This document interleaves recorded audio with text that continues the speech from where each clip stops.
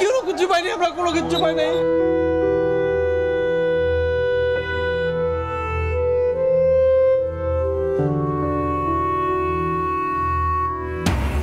মিরপুরে কারখানা ও কেমিক্যাল গোডাউনের আগুনে নিহত বেড়ে 16, বিষাক্ত গ্যাসে মৃত্যু, ঢাকা মেডিকেলে মরদেহ। আজ ডিএনএ নমুনা সংগ্রহের পর স্বজনের কাছে হস্তান্তর। দীর্ঘ প্রতীক্ষার অবসান, 3 যুগ পর চাকসুর ভোট উৎসব আজ। পুরো ক্যাম্পাস জুড়ে উৎসবের আমেজ। একদিনেই ফল দেওয়ার ঘোষণা নির্বাচন কমিশনের, আগামীকাল রাকসু নির্বাচন। অর্থনীতিকে ধ্বংস করে পালিয়েছে স্বৈরাচার সরকার। প্রবাসীদের রেমিটেন্সে ঘুরে দাঁড়াচ্ছে দেশ। ইতালিতে প্রধান উপদেষ্টা। 3 দিনের সফর শেষে ঢাকার পথে ডক্টর ইউনূস। এবং ঋণ পেতে চাপিয়ে দেওয়ার শর্ত মানবে না বাংলাদেশ। IMF সভায় অর্থ উপদেষ্টা। বিদেশিদের সুবিধা দিতে নয়, সেবা নিশ্চিতেই বাড়ানো হলো চট্টগ্রাম বন্দরের শুল্ক, জানালেন সচিব।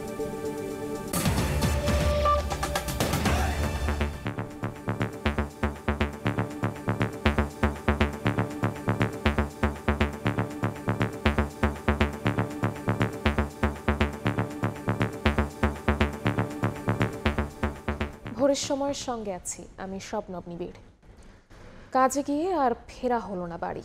মিরপুরে পোশাকের প্রিন্টিং কারখানা ও কেমিক্যাল গোডাউনে আগুনে নিহতের সংখ্যা বেড়ে 16 জনে দাঁড়িয়েছে। দগ্ধ ও আহত হয়েছেন আরও বেশ কয়েকজন। কারখানার আগুন নিয়ন্ত্রণে এলেও বাগে আনা যায়নি রাসায়নিক গুদামের অগ্নিকাণ্ড। বিস্ফোরণের শঙ্কায় সতর্ক অবস্থানে আইনশৃঙ্খলা রক্ষাকারী বাহিনী। ফায়ার সার্ভিস জানিয়েছে, ভবনের ছাদ বন্ধ থাকায় সেখানে আটকে বিষাক্ত গ্যাসে প্রাণহানি ঘটে। এদিকে ঢাকা মেডিকেলে নেওয়া 16 মরদেহের আজ ডিএনএ নমুনা সংগ্রহের পর স্বজনের কাছে হস্তান্তর করা হবে।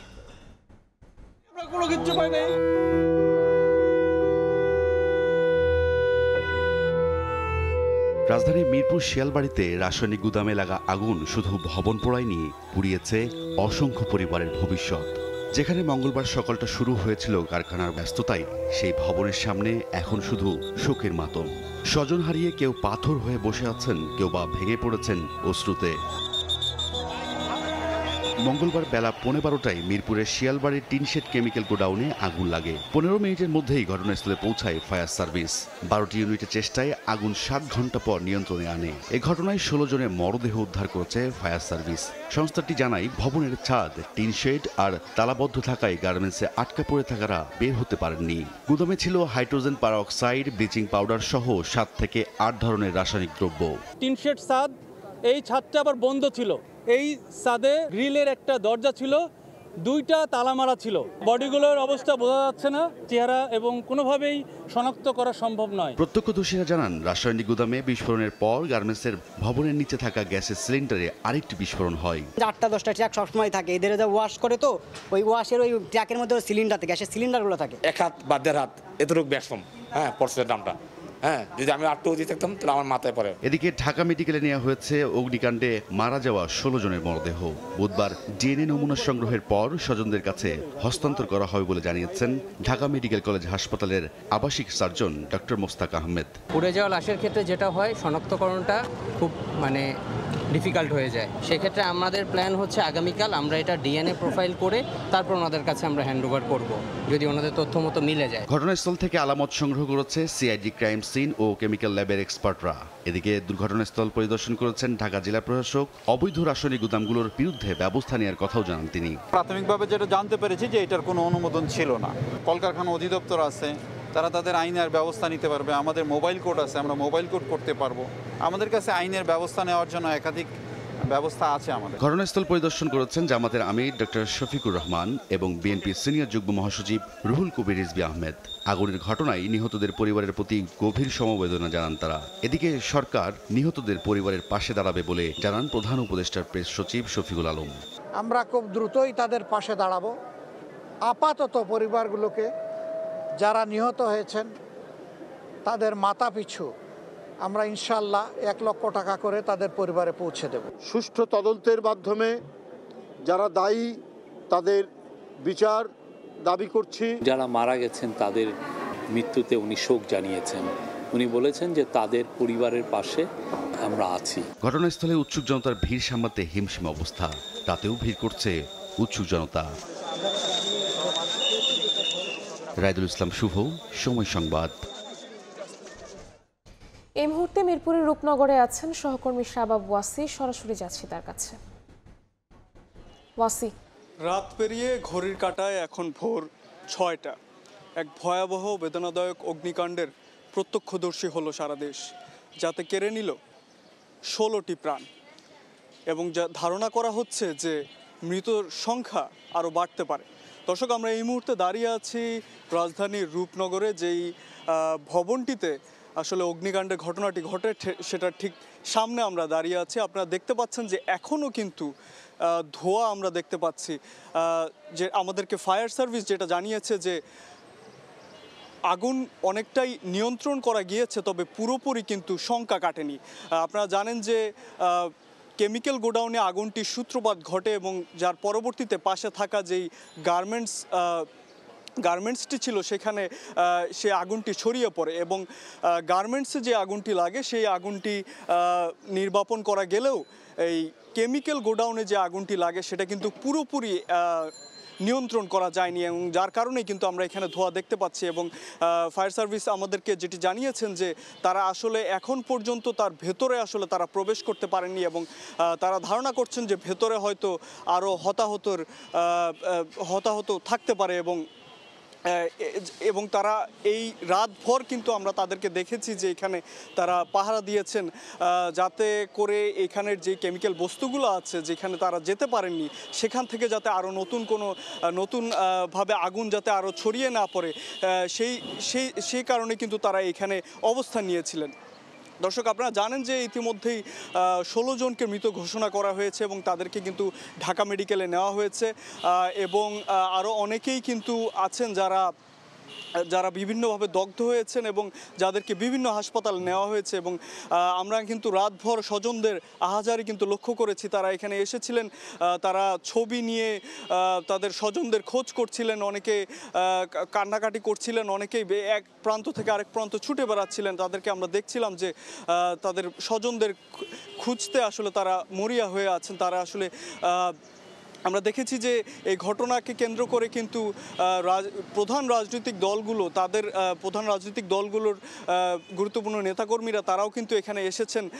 আসলে সবাইকেই কিন্তু মর্মাহত করেছে এই অগ্নিকাণ্ড। এই ফায়ার সার্ভিসের ডিজি তিনি আসলে এই ব্রিফিংয়ে, গতকালকে রাতের ব্রিফিংয়ে আসলে তিনি জানিয়েছেন যে এইরকম ঘটনা কিন্তু অহরহই ঘটছে এবং এর প্রধানতম কারণ হচ্ছে যে যেই বিল্ডিং বানানোর সময় যেই প্রয়োজনীয় ফায়ার এক্সিট থাকার কথা, যে অগ্নি নির্বাপন যন্ত্র থাকার কথা, সেই জিনিসগুলো, সেই নিয়ম নীতির কিন্তু কোনো তোয়াক্কা করা হচ্ছে না। এবং এই যে এরকম একটি আবাসিক এলাকার খুবই কাছে, এই যে এরকম একটি এলাকায় যে একটি কেমিক্যাল গোডাউনের অনুমোদন দেওয়া হলো, আসলে এটা আসলে এইখানে কিন্তু তারা আসলে অনেক রকম গাফিলতি তারা দেখতে পাচ্ছেন এবং তারা বলছেন যে এই ভবনটিকে দেখে তারা প্রাথমিকভাবে মনে করছেন যে বিল্ডিংয়ের যে কোড সেটা কিন্তু ফলো করা হয়নি এবং এইটা কিন্তু তদন্তের দাবি জানিয়েছেন যে রাজনৈতিক দলের নেতাকর্মীরা যারা এসেছিলেন এবং তারা এটাও আশ্বাস দিয়েছেন যে যারা নিহত হয়েছেন তাদের পাশে তারা দাঁড়াবেন, এই আশ্বাস কিন্তু তারা দিয়েছেন। তো এই ছিল আমার কাছে রাজধানীর রূপনগর থেকে আগুনের সর্বশেষ খবর। মিরপুরের রূপনগর থেকে সরাসরি যুক্ত হয়েছিলেন সহকর্মী শাবাব ওয়াসি। অন্য প্রসঙ্গ, দীর্ঘ প্রতীক্ষার অবসান শেষে 36 বছর পর চাকসু নির্বাচনের ভোট গ্রহণ আজ সকাল থেকেই পুরো ক্যাম্পাস জুড়ে বইতে শুরু করেছে উৎসবের আমেজ। একদিনেই ফল দেওয়ার ঘোষণা নির্বাচন কমিশনের। এদিকে রাকসু নির্বাচনের ভোটকাল।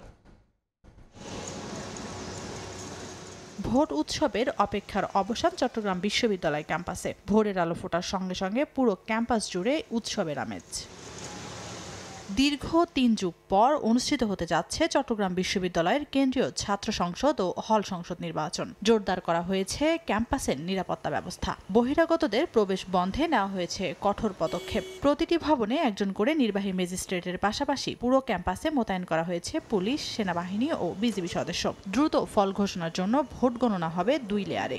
আজই ফল প্রকাশের আশা বিশ্ববিদ্যালয় প্রশাসনের। আমাদের পর্যাপ্ত পরিমাণ টেকনিক্যাল পারসন আছে, পর্যাপ্ত পরিমাণ যে মেশিন রিড করবে সে মেশিন আছে। প্রত্যেকটি ভবনের জন্য একজন ম্যাজিস্ট্রেট নিয়োগ করেছি, নিয়োগ করার জন্য সুপারিশ করেছি। এদিকে গেল রাতে চাকসু নির্বাচনের আগে ক্যাম্পাসে বহিরাগতরা প্রবেশ করেছে বলে অভিযোগ করেছেন ছাত্র শিবির সমর্থিত সম্প্রীতি শিক্ষার্থী জোট প্যানেলের ভিপি প্রার্থী ইব্রাহিম হোসেন রনি। বহিরাগত নিয়ে আমাদের এখন পর্যন্ত সংখ্যা আছে। আমরা চাই এখন থেকে বিশ্ববিদ্যালয়কে প্রধান নির্বাচন কমিশনার বলেছেন যে 4 স্তরের নিরাপত্তা বেষ্টন তৈরি করা হবে, তা যেন দ্রুত সময়ের মধ্যে বাস্তবায়ন করা হয়। অন্যদিকে মঙ্গলবার রাত 11টার দিকে পাল্টা সংবাদ সম্মেলনের ডাক দেয় ছাত্রদল ভিপি ও জিএস প্রার্থী। এ সময় তারা জানান প্রবেশের পাস না থাকলে কাউকে ক্যাম্পাসে ঢুকতে দেওয়া হচ্ছে না। বিভিন্ন অভিযোগ আমরা দেখতে পাচ্ছি, সেই অভিযোগগুলো আমাদের বিশ্ববিদ্যালয় প্রশাসন এবং নির্বাচন কমিশনার তাদের খতিয়ে দেখবে বলে আমাদের আশা। অনেকের মনে হচ্ছে যে বহিরাগত এরাও, কিন্তু আসলে সেটা না, আসলে সবাই স্টুডেন্ট। যে এখনো গান করতেছে এখানে, আমরা যদি যেয়ে বলে আমরা সবাইকে কিন্তু চিনব না। শেষ হয়েছে রাকসু নির্বাচনের প্রচারণার সময়সীমা। ভোট আগামীকাল। রাকসু নির্বাচনে কেন্দ্রীয় সংসদে 247 জন ও হল সংসদে 597 প্রার্থী প্রতিদ্বন্দ্বিতা করছেন। তানজিনা তাসনিম, সময় সংবাদ। সদিচ্ছা থাকলে 21 দিনেই গণভোট করা সম্ভব, এমন মন্তব্য করেছেন জামায়াতে ইসলামীর নায়েবে আমির সৈয়দ আব্দুল্লাহ মোহাম্মদ তাহির। পিআর সহ 5 দাবি আদায়ে রাজপথে কঠোর আন্দোলনের হুঁশিয়ারি দিয়েছেন তিনি। কয়েকজন উপদেষ্টার বিরুদ্ধে একটি রাজনৈতিক দলকে বিশেষ সুবিধা দেওয়ার অভিযোগ তার। এদিকে একই দাবিতে মানববন্ধন করেছে আরও কয়েকটি ইসলামী দল।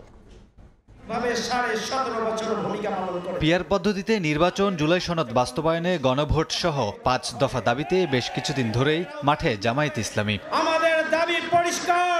মঙ্গলবার সকালে রাজধানীর মৎস্য ভবনের সামনে মানববন্ধন করে জামায়াত ইসলামী ঢাকা মহানগর দক্ষিণ। কর্মসূচিতে জামায়াতের নায়েবে আমির সৈয়দ আব্দুল্লাহ মোহাম্মদ তাহের অভিযোগ করেন একটি গোষ্ঠী ক্ষমতায় না গিয়ে ক্ষমতা ব্যবহার শুরু করেছে। সরকারের পাশে থেকে যেসব উপদেষ্টা ষড়যন্ত্রে লিপ্ত তাদের অপসারণের দাবি জানান তিনি। আমরা তো তাওয়া গরম করতেছি, যে চুলাতে আগুন দিতেছি তো তাওয়া বসাইয়া, আজকের এটাতে কিছু গরম হতেছে না। এখন যে ষড়যন্ত্র চলছে, মাননীয় প্রধান উপদেষ্টা আপনি এটা ঠেকান, আপনি এখানে মনোযোগ দেন, আপনি যাদের উপর দায়িত্ব দেন তারা দায়িত্ব সঠিক পালন করছে না। মেজরিটি পিপল বাংলাদেশ পিআর চায়, তার বাস্তবায়নের পদ্ধতি নিয়ে আমাদের সাথে আলোচনা করার আহ্বান জানাচ্ছে। এদিকে জুলাই সনদের আইনি ভিত্তি, পিআর পদ্ধতি, জাতীয় নির্বাচনে লেভেল প্লেইং ফিল্ড সহ 14 দল ও জাতীয় পার্টির নিষিদ্ধের দাবিতে মতিঝিলের শাপলা চত্বরে মানববন্ধন করে ইসলামী আন্দোলন বাংলাদেশ। অন্তত নির্বাচনের আগে গণভোটের মাধ্যমে এই জুলাই সনদের আইনি ভিত্তি দিতে হবে।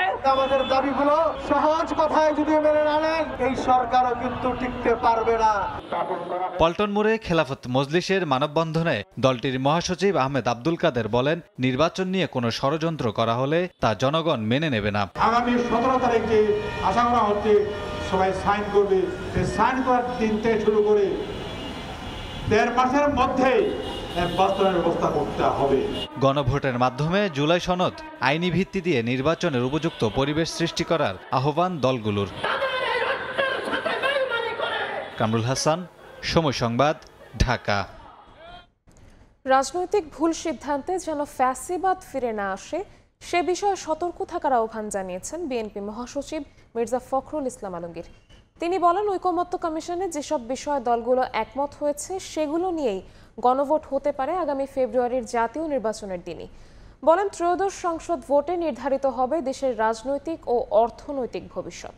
মিজানুর রহমানের ক্যামেরায় ঠাকুরগাঁও থেকে আহমেদ সালেহিনের রিপোর্ট।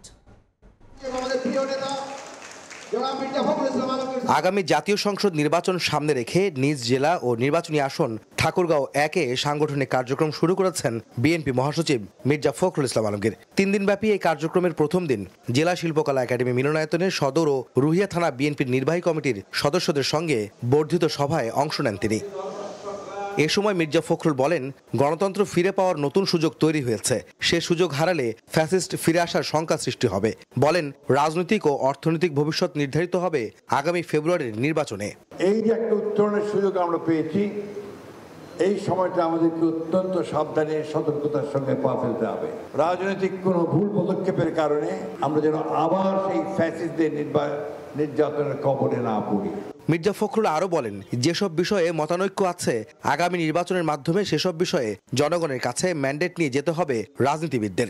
গণভোট নিয়েও দলের অবস্থান জানান বিএনপি মহাসচিব। যেগুলোতে আমরা একমত হতে পড়েছি সেইগুলোকে নিয়ে একটা সনদ প্রকাশিত হবে এবং সেই সনদে আমরা সমস্ত রাজনৈতিক দল স্বাক্ষর করব।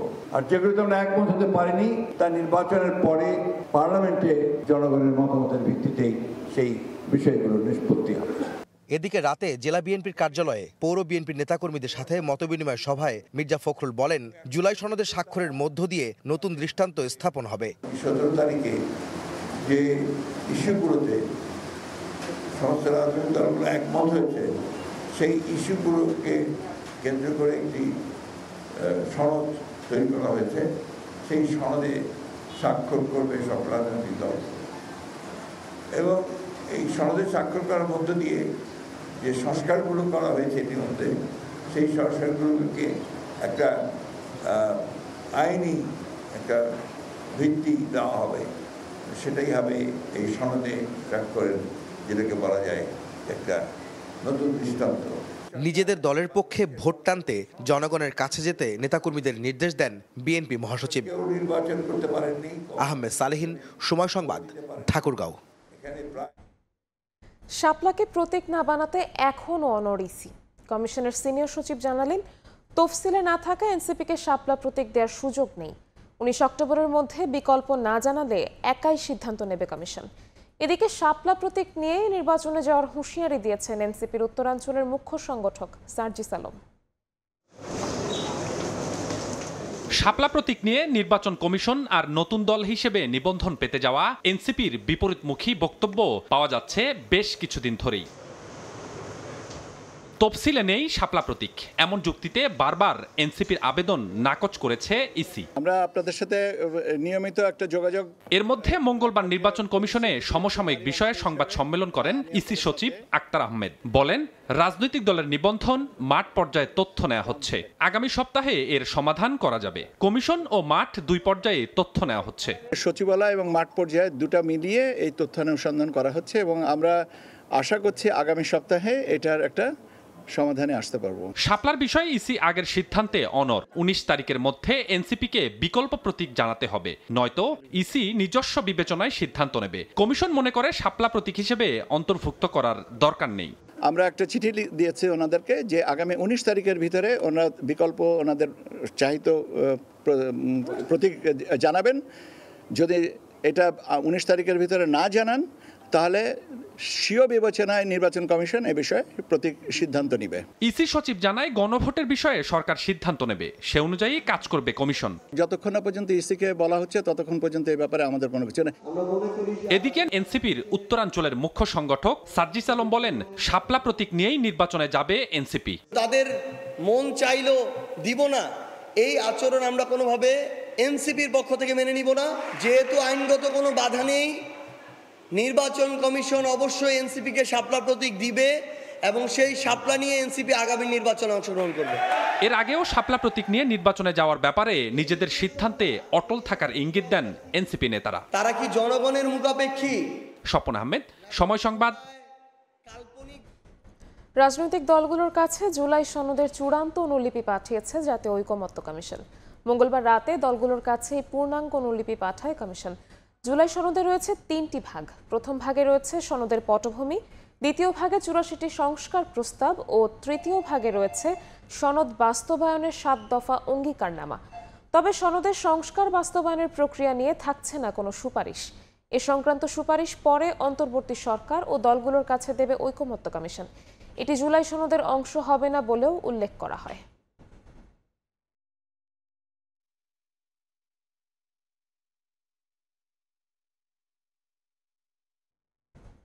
দেশের অর্থনীতিকে ধ্বংস করে স্বৈরাচার সরকার পালিয়েছে উল্লেখ করে প্রধান উপদেষ্টা বলেছেন, ভেঙে পড়া অর্থনীতি প্রবাসীদের রেমিটেন্সে একটু একটু করে ঘুরে দাঁড়াচ্ছে। ইতালি সফরের 3য় দিনে প্রবাসীদের সঙ্গে মতবিনিময়ে কথা বলেন ডক্টর মোহাম্মদ ইউনূস। স্থানীয় সময় বিকেলে বাংলাদেশ দূতাবাসের আয়োজিত ওই মতবিনিময়ে অংশ নেন প্রধান উপদেষ্টার সফর সঙ্গীরাও। প্রবাসে সরকার প্রধানকে কাছে পেয়ে উচ্ছ্বাস প্রকাশ করেন বাংলাদেশিরা। ইতালিতে প্রবাসী বাঙালিরা তাদের সমস্যার কথা তুলে ধরে সমাধানের জন্য ডক্টর ইউনূসের প্রতি আহ্বান জানান। ডক্টর ইউনুস জানান, ইতোমধ্যে ইতালি সরকারের সঙ্গে সমাধানের জন্য আলোচনা চলছে।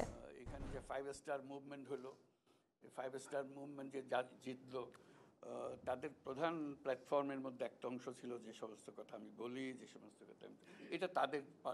আপনাদের কাছে আমরা খুবই কৃতজ্ঞ, বাংলাদেশ এজ এ হোল, সবাই, বাংলাদেশের সবাই কৃতজ্ঞ। এই অভ্যুত্থানের যে সময় আমরা যে সরকার পেলাম, যে অবস্থা পেলাম, এটা লন্ডভন্ড অবস্থা, টাকা পয়সা সব খালি, চলাফেরার কোনো বেতন দেবার উপায় নাই, মানুষের টাকা পরিশোধ করার উপায় নেই, আন্তর্জাতিক পরিশোধ করার উপায় নেই, একদম তলানিতে আমরা। তো বুঝতে পারছিলাম না যে কোথার থেকে আমরা রওনা হব, কোথার থেকে আমরা কাজ করব। তো তখন আমাদের একটা আস্থা আসলো যে আপনাদের রেমিটেন্স, এই রেমিটেন্স না হলে এই সরকার টিকে থাকা বড় মুশকিল হতো। এদিকে 3 দিনের ইতালি সফর শেষে স্থানীয় সময় সন্ধ্যা 7:30টার দিকে ঢাকার উদ্দেশ্যে রওনা দিয়েছেন প্রধান উপদেষ্টা ডক্টর মোহাম্মদ ইউনুস। বিশ্ব খাদ্য সংস্থার অনুষ্ঠানে যোগ দিতে রোববার ইতালি রওনা দেন তিনি। সোমবার উদ্বোধনী অনুষ্ঠানে প্রধান বক্তা হিসেবে বক্তব্য রাখেন প্রধান উপদেষ্টা। ক্ষুধা ও দারিদ্র্যমুক্ত বিশ্ব গড়তে 6 দফা প্রস্তাবনা তুলে ধরেন তিনি। এছাড়া এই সফরে ব্রাজিলের প্রেসিডেন্ট, জিবুতির প্রধানমন্ত্রী ও রোমের মেয়র সহ বিভিন্ন সংস্থার সঙ্গে বৈঠক করেন। এসব বৈঠকে বাংলাদেশের স্বার্থ সংশ্লিষ্ট বিভিন্ন বিষয়ে আলোচনা হয়। বাংলাদেশ সময় বুধবার ভোরে ঢাকার হযরত শাহজালাল আন্তর্জাতিক বিমানবন্দরে পৌঁছানোর কথা রয়েছে প্রধান উপদেষ্টার।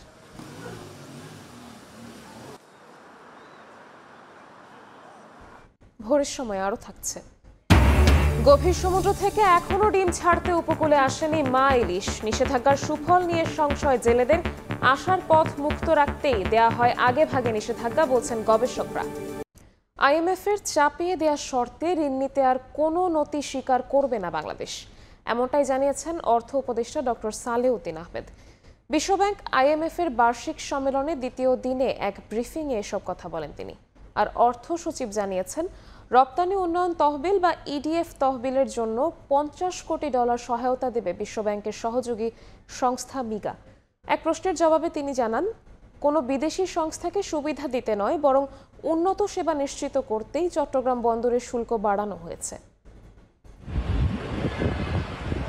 করোনা পরবর্তী অর্থনৈতিক ধাক্কায় রিজার্ভের ধারাবাহিক পতন শুরু হলে 2022 সালে নানা শর্তে আইএমএফের সঙ্গে $470 কোটি ঋণ চুক্তি করে বাংলাদেশ। পরে 2024-এর অভ্যুত্থান পর ক্ষমতায় এসে আরও $80 কোটি ঋণ চুক্তি করে অন্তর্বর্তী সরকার। একই সঙ্গে বাড়তে থাকে সংস্কার প্রশ্নে দাতা সংস্থার নানা শর্ত।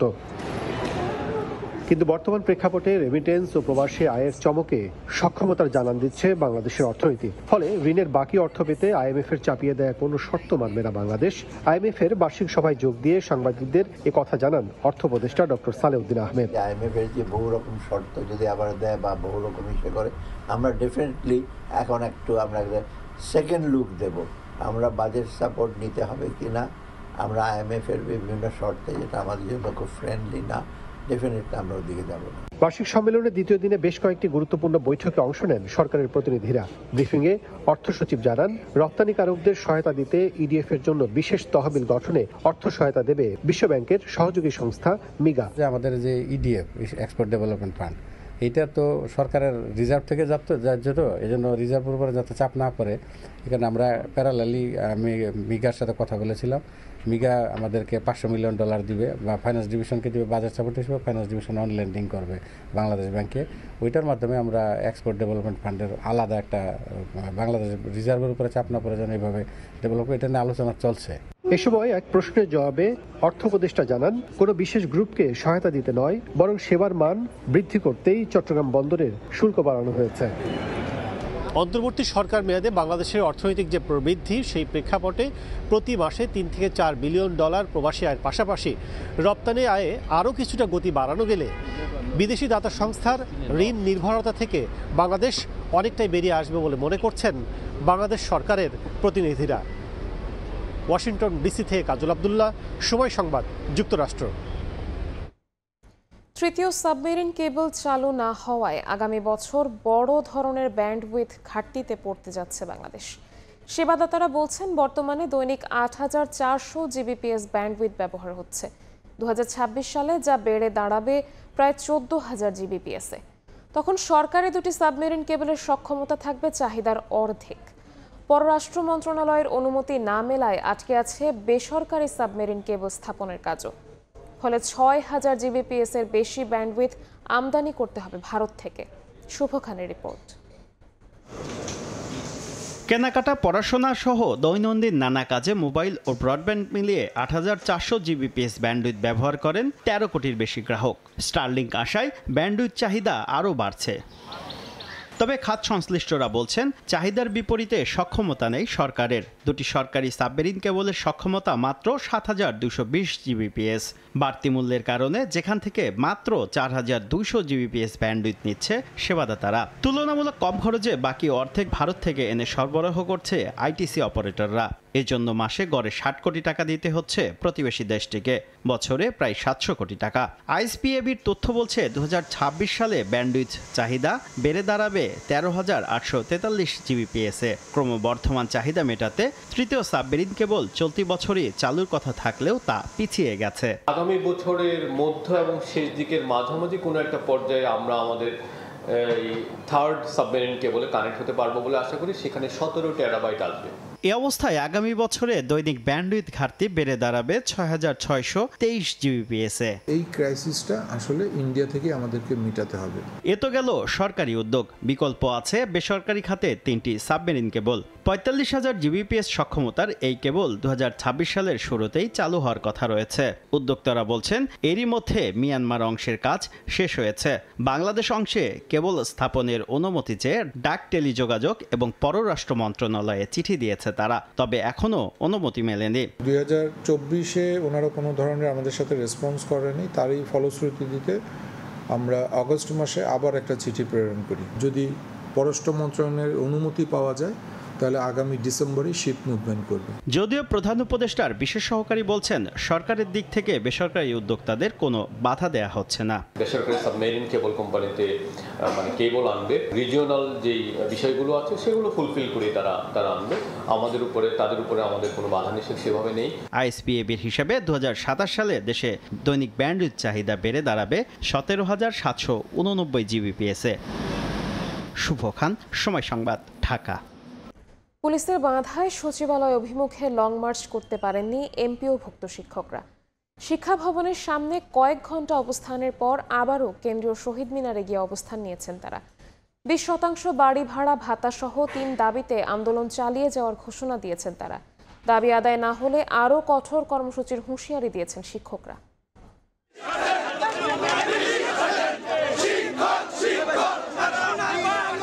লাগাতার আন্দোলনের তৃতীয় দিনেও দাবি আদায় না হওয়ায় মঙ্গলবার বিকেলে কেন্দ্রীয় শহীদ মিনার থেকে সচিবালয় অভিমুখে লং মার্চ শুরু করেন বেসরকারি শিক্ষা প্রতিষ্ঠানে কর্মরত এমপিওভুক্ত শিক্ষকরা। সচিবালয় যাওয়ার আগেই হাইকোর্ট মাজার চত্বরে পুলিশের বাধার মুখে পড়ে শিক্ষকদের লং মার্চ। পরে সড়কে বসেই আন্দোলন চালিয়ে যান তারা। স্লোগানে তাদের দাবি দাওয়া তুলে ধরেন শিক্ষকরা। ন্যূনতম বাড়ি ভাড়া ২০% এবং ১৫০০ টাকা বাড়ি ভাড়া দিতেই হবে, না দেওয়া পর্যন্ত শিক্ষকরা কিনতে ফিরবে না। সংশ্লিষ্ট সকলকে বলতে চাচ্ছি, আমাদের যৌক্তিক দাবি, আমাদের ন্যায্য দাবি অনতিবিলম্বে মেনে নেওয়া হোক।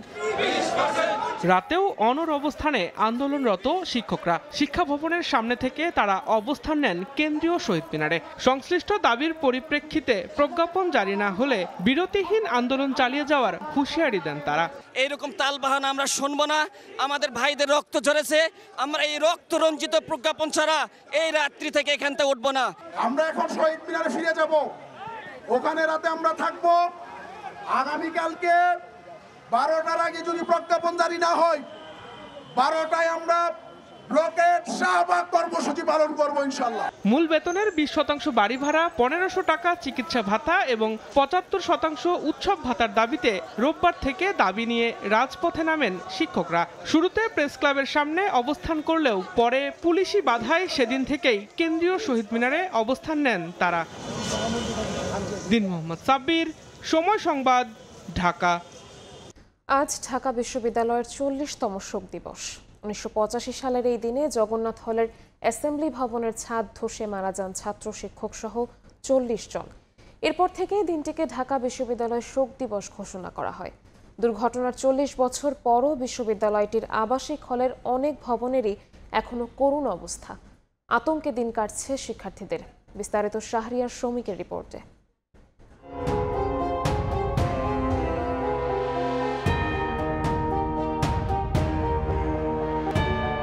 15 অক্টোবর 1985।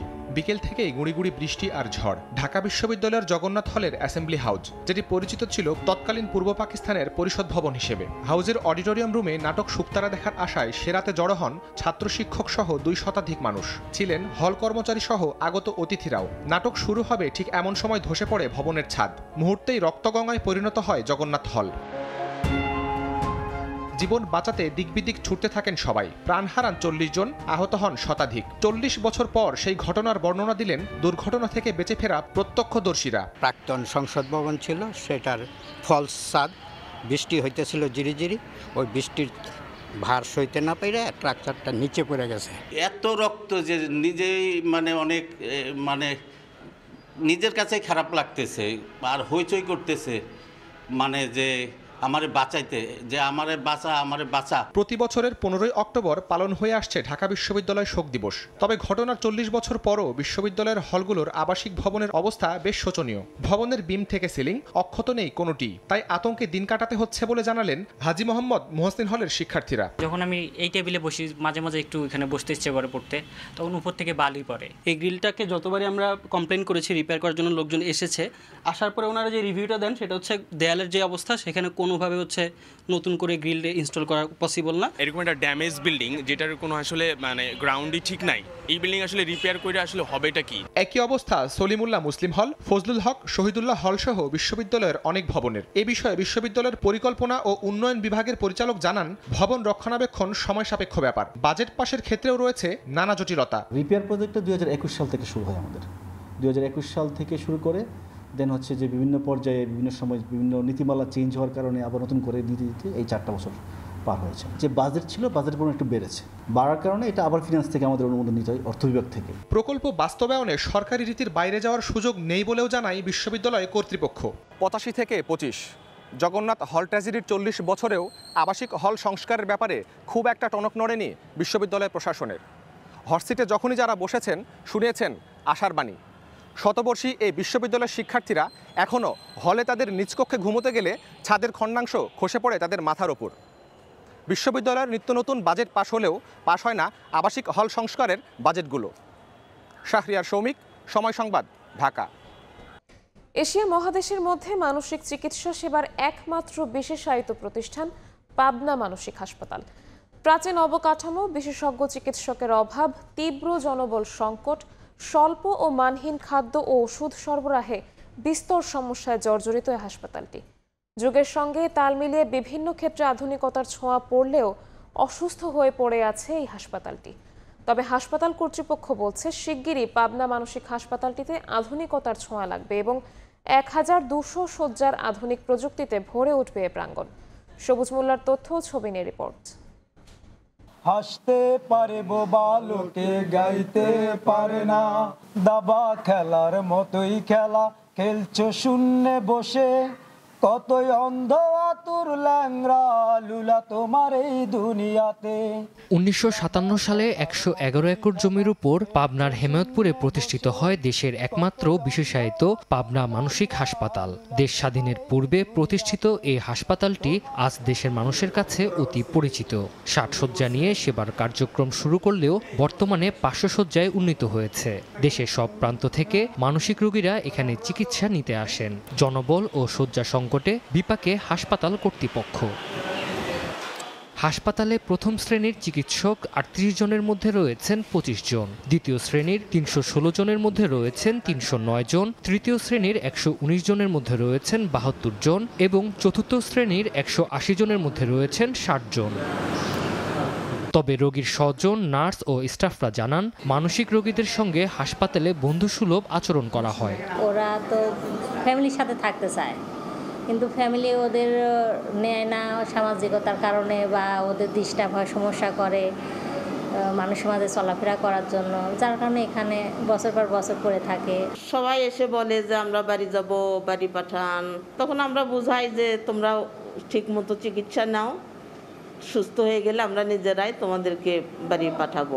সব সংকট নিরসনের আশ্বাস হাসপাতালের শীর্ষ কর্মকর্তাদের। তাদের কারো 10 বছর 15 বছর এরকম মেয়াদে, কিন্তু তাদের পরিবার আসলে তাদেরকে নিতে অস্বীকৃতি জানিয়েছে। আমরা এখন চাই যে তারা যেন সমাজে ফিরে যেতে পারে। জেনুইন ঠিকানা হলেও তারা নিতে আগ্রহী হয়নি। এই সকল কারণে আমরা ওই রোগীগুলোকে পাঠাতে পারিনি। এখন সমস্যা হচ্ছে তৃতীয় চতুর্থ শ্রেণীর কর্মচারীর খুবই সংকট। মিথ্যা তথ্য ও ভুল ঠিকানা দিয়ে ভর্তি করানো 7 রোগী বাড়ি ফেরার অপেক্ষায় রয়েছেন। সময় সংবাদ, পাবনা। ইলিশের প্রজনন মৌসুমের শুরুতে ইলিশের পেটে ডিম না থাকায় এবছরও নিষেধাজ্ঞার সময় নিয়ে প্রশ্ন তুলেছেন জেলেরা। নিষেধাজ্ঞার সময় আর জেলেদের অংশগ্রহণ দিন দিন বাড়লেও খুব একটা বাড়ছে না ইলিশের ডিম ছাড়ার পরিমাণ। বিশেষজ্ঞরা বলছেন শুধু ডিম ছাড়ার জন্য নয়, নিষেধাজ্ঞার সময় না বাড়ানো হয়েছে মা ইলিশ আসা ও ডিম ছাড়ার পরিবেশ তৈরির জন্য। পটুয়াখালী প্রতিনিধি শিকদার জাবির হোসেনের সহযোগিতায় MA আজিমের রিপোর্ট। সমুদ্র ও উপকূলের অভয়াশ্রমে মা ইলিশ রক্ষায় চলছে 22 দিনের নিষেধাজ্ঞা। তবে প্রশ্ন উঠেছে নিষেধাজ্ঞার সঠিক সময় নিয়ে। নিষেধাজ্ঞার আগ মুহূর্ত পর্যন্ত যেসব ইলিশ ধরা পড়েছে তাতে ডিমওয়ালা ইলিশ বা মা ইলিশ ছিল না বলে দাবি জেলেদের। এর মধ্যে একটা মাছের পেটেও ডিম পেই নাই, তাই অবরোধ শেষে পরে তো ডিম হইবে, তখন তো আমরা ডিম সহ মাছ ধরা পড়বে। আমরা তো জাল ফালাইছি অবরোধের আগে, কিন্তু এমন কোনো মাছের ভিতরে একটা ডিম পেইলাম না যে এই মাছটার ভিতরে ডিম হইছে। সরকার কি জন্য জবরদস্ত দিয়েছে এইটাই বলতে পারি না। অধিকাংশ জেলেই বলছে গভীর সমুদ্র থেকে এখনও ডিম ছাড়তে উপকূলে আসেনি মা ইলিশ, বরং নিষেধাজ্ঞা শেষে ধরা পড়বে ডিমওয়ালা ইলিশ, যা নিষেধাজ্ঞার সুফল নিয়ে সংশয় তৈরি করছে। অবরোধ শেষ হওয়ার পর দেখা যাবে জেলেরা যে সময় মাছ ধরবে অনেক মাছই ডিম। আমাকে যে অবরোধ দিয়ে বই রাখলে আমাকে এই ক্ষতিটা কেলি করলে। পরিসংখ্যান বলছে নিষেধাজ্ঞার সময় শতভাগ ডিম ছাড়তে পারে না মা ইলিশ। নিষেধাজ্ঞার সময় বাড়ানোতে ডিম ছাড়ার পরিমাণ 35% থেকে বেড়ে বর্তমানে 52% এসে পৌঁছেছে। তবে গত 5 থেকে 7 বছরেও তা খুব একটা বাড়েনি। নিষেধাজ্ঞার সঠিক সময় নিয়ে প্রশ্নের জবাবে ইলিশ গবেষকরা বলছেন নিষেধাজ্ঞার 22 দিনই ইলিশের ডিম ছাড়ার জন্য নির্ধারণ করেন না তারা। উপকূলে মা ইলিশ আসার পথ মুক্ত রাখতেও দেয়া হয় আগে ভাগে নিষেধাজ্ঞা। এই যে বিশাল জলরাশি ইলিশগুলো যে অঞ্চলে ডিম ছাড়বে ওই অঞ্চলে আগে তাদের এসে পৌঁছাতে হবে। এই পৌঁছানোর জন্যে তারা পেটে পুরোপুরি ডিম আসুক আর না আসুক, একটা পূর্ণিমার সামনে তার কয়েকদিন আগে থেকে 7ই অক্টোবর পূর্ণিমা, তার 3 দিন আগে অর্থাৎ 4 অক্টোবর থেকে এটা নির্ধারণ করা হয়েছে তাদেরকে এই জায়গায় আসতে হবে। মৎস্য অধিদপ্তর বলছে শুধু গবেষক নয়, নিষেধাজ্ঞার সময় নির্ধারণে জেলে থেকে শুরু করে সংশ্লিষ্ট সবার পরামর্শই নিয়ে থাকেন তারা।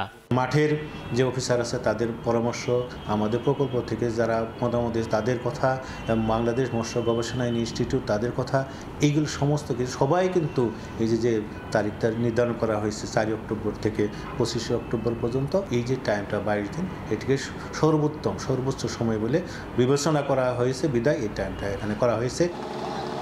এবছরও শতভাগ নয়, মা ইলিশের 60% ডিম ছাড়ার লক্ষ্যমাত্রা নির্ধারণ করা হয়েছে। তাই নিষেধাজ্ঞার শেষ সপ্তাহেও যদি মা ইলিশ আসে ও ডিম ছাড়ে তাতেও লক্ষ্যমাত্রা পূরণ করা সম্ভব। MA আজিম, সময় সংবাদ, ঢাকা। মৃত্যুর পরও সম্মান পাচ্ছেন না নারী, এমনই অভিযোগ রাজশাহী মেডিকেল কলেজের মর্গে লাশ নিয়ে আসা স্বজনদের। পুরুষ ডোমের মাধ্যমে নারীর মৃতদেহ কাটা নিয়ে আপত্তি তাদের। এছাড়া অতিরিক্ত অর্থ আদায়, নেশাগ্রস্ত অবস্থায় মৃতদেহ কাটাসহ নানা অব্যবস্থাপনারও রয়েছে অভিযোগ। বিশেষজ্ঞরা বলছেন মর্গে প্রয়োজন নারী ডোম নিয়োগ, মনিটরিং ও প্রশিক্ষণ। আলতাফ হোসেনের রিপোর্ট, ছবি তুলেছেন হাবিবুর রহমান পাপ্পু।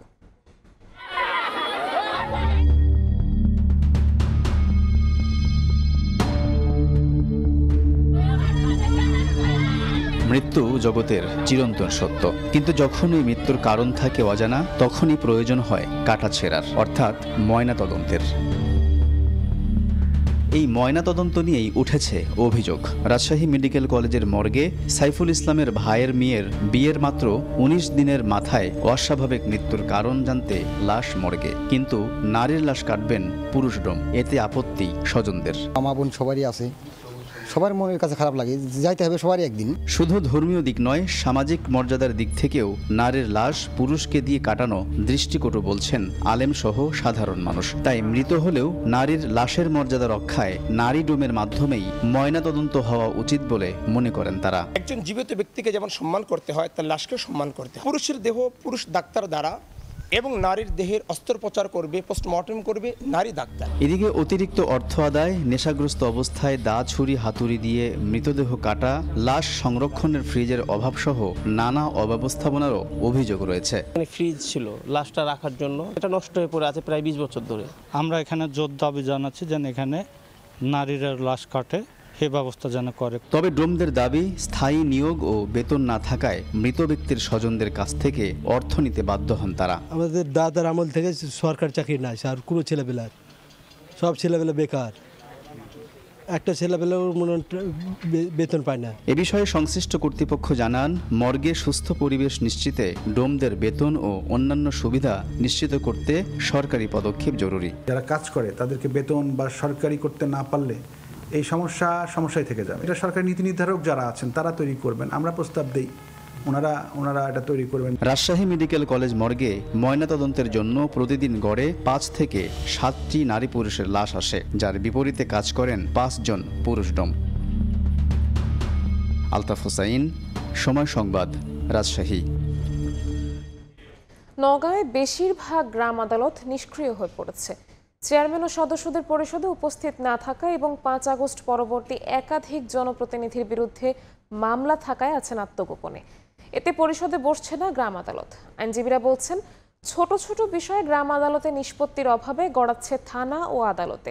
বিচারক সংকটে নিষ্পত্তি কম হওয়ায় আদালতে বাড়ছে মামলা জট। এমআর রকির রিপোর্ট, ছবি তুলেছেন রকিবুল ইসলাম।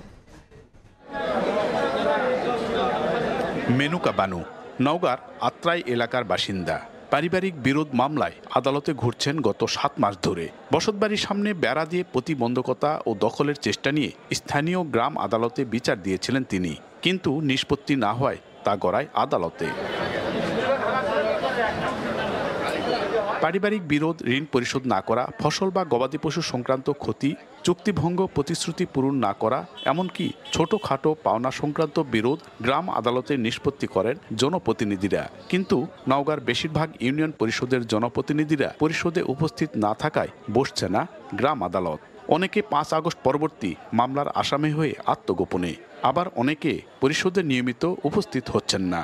এতে গ্রাম আদালতের সুফল থেকে বঞ্চিত হচ্ছেন এলাকাবাসী। মানুষের ব্যাগ গোদানি খেটে 2 টাকা লিয়ে যে খেই, এখন আমি এলে থিয়া লিখতে দাম করে আসবো তারিখে টাকা পয়সা লাগে না। চেয়ারম্যান আমাদের বললো যে ছোট হলেও দলিল, বড় হলেও দলিল, তাহলে আমি এটা দলিল সম্পর্কে বুঝি না, তোমরা কোর্ট যাই করো।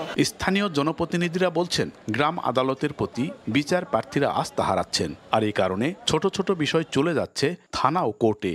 প্যানেল চেয়ারম্যান করা হয়েছে যেটি মেম্বার থেকে, এবং এই মেম্বারদের প্রতিও জনগণের প্রতি যতটুকু প্রভাব বিস্তার করার কথা ততটুকু প্রভাব বিস্তার করতে পারছে না। তখন এই লোকগুলি যে যখন দেখতেছে প্যানেল, তখন তারা এটা চলে যাচ্ছে থানা অথবা কোর্টে। আইনজীবীরা বলছেন, ছোট ছোট বিষয় গ্রাম আদালতে নিষ্পত্তির অভাবে গড়াচ্ছে থানা ও আদালতে।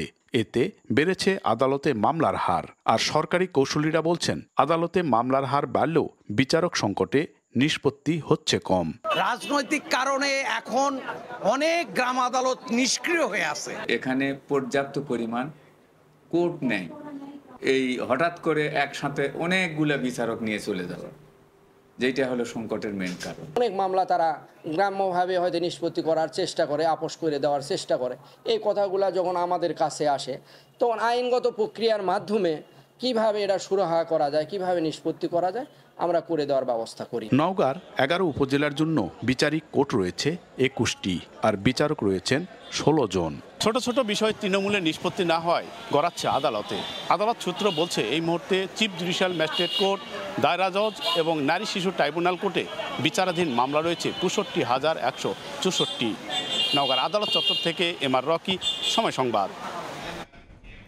50 বছর পার হলেও ভালো কোনো আবাসস্থল পাননি নাটোরের হরিজন সম্প্রদায়ের মানুষেরা।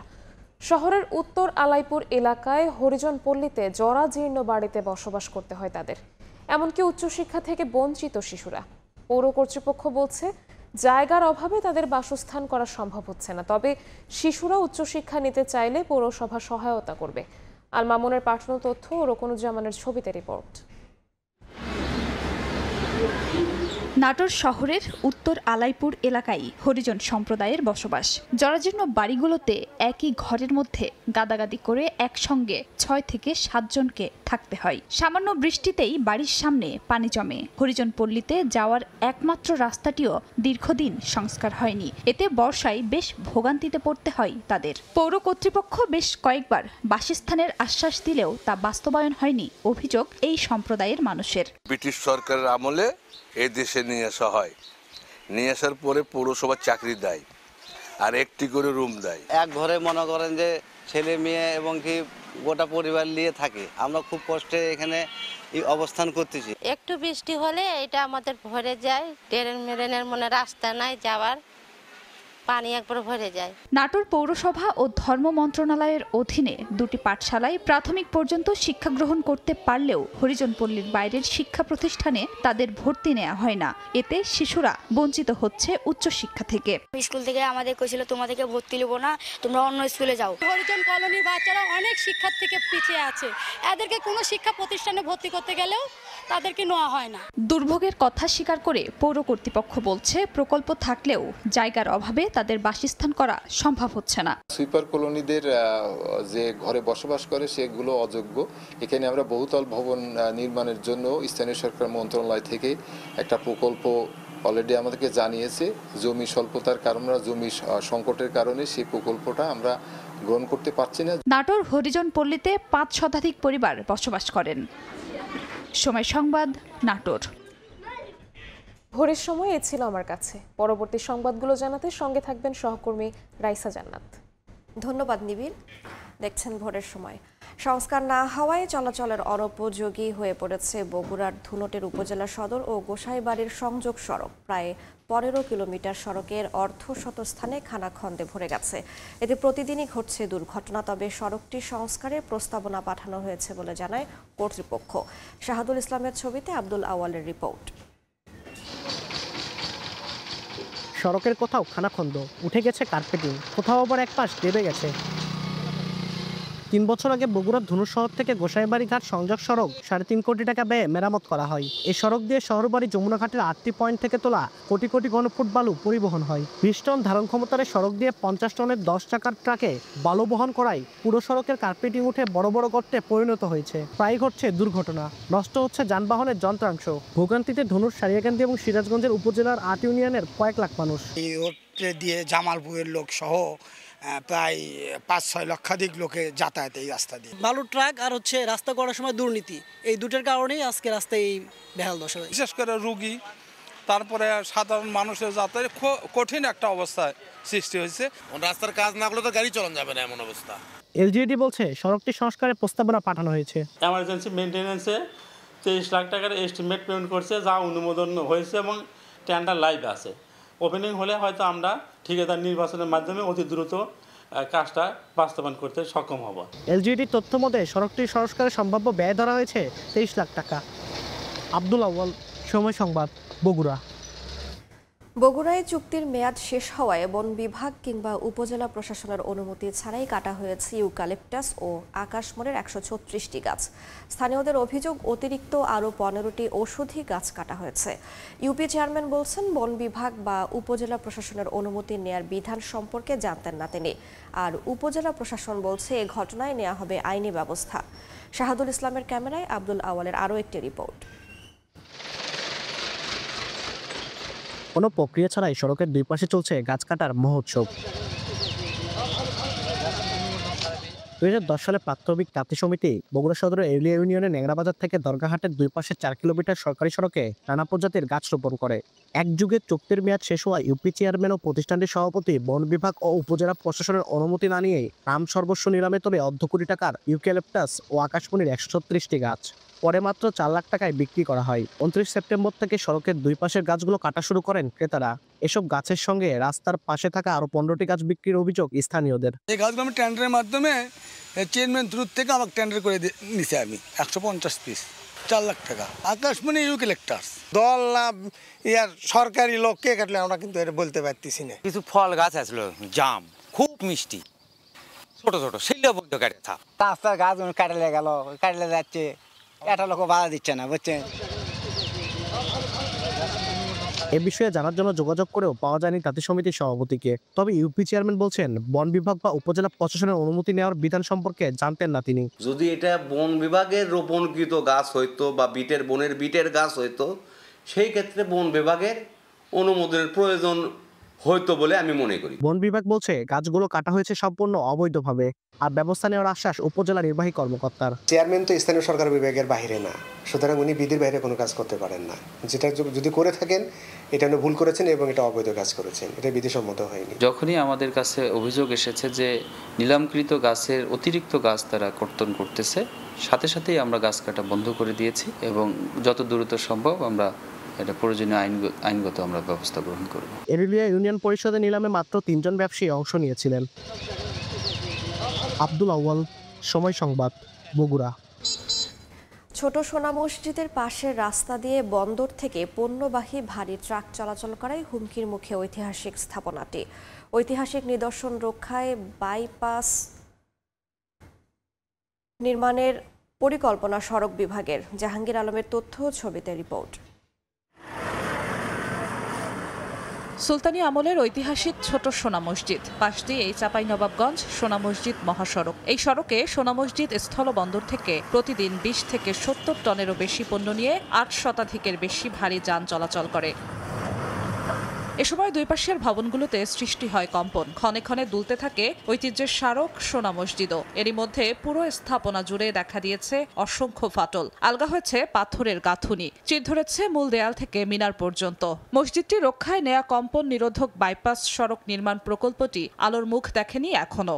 300 থেকে 400 গাড়ি যাতায়াত করে, সেই ক্ষেত্রে এই সোনা মসজিদ ভিতরে যখন মানুষ যখন নামাজ পড়ে তখন কিন্তু এটা হঠাৎ করে কেঁপে ওঠে। প্রতিনিয়ত জিনিস চলছে যে স্থলবন্দর থেকে ভারী যান আসছে, ভাইব্রেশন হচ্ছে, কত কি হচ্ছে, প্লাস কত ঝড়, কত সাইক্লোন, কত কি হলো, এরপরও দাঁড়িয়ে আছে ঐতিহাসিক সোনা মসজিদ। 2004-05 অর্থ বছরে চারপাশে সীমানা প্রাচীর দেওয়ার পর ছোট সোনা মসজিদ রক্ষায় আর কোনো কাজ হয়নি। দফায় দফায় বিভিন্ন প্রকল্প হাতে নেওয়া হলেও বাস্তবায়ন হয়নি। ছোট সোনা মসজিদ সহ এর আশেপাশে থাকা ঐতিহাসিক স্থাপনাগুলো দেখতে প্রতিদিন এখানে কয়েকশো পর্যটক আসেন। সুলতানি আমলের শিল্পকর্ম দেখে মুগ্ধ হলেও অসংখ্য ফাটলে মর্মাহত তারা।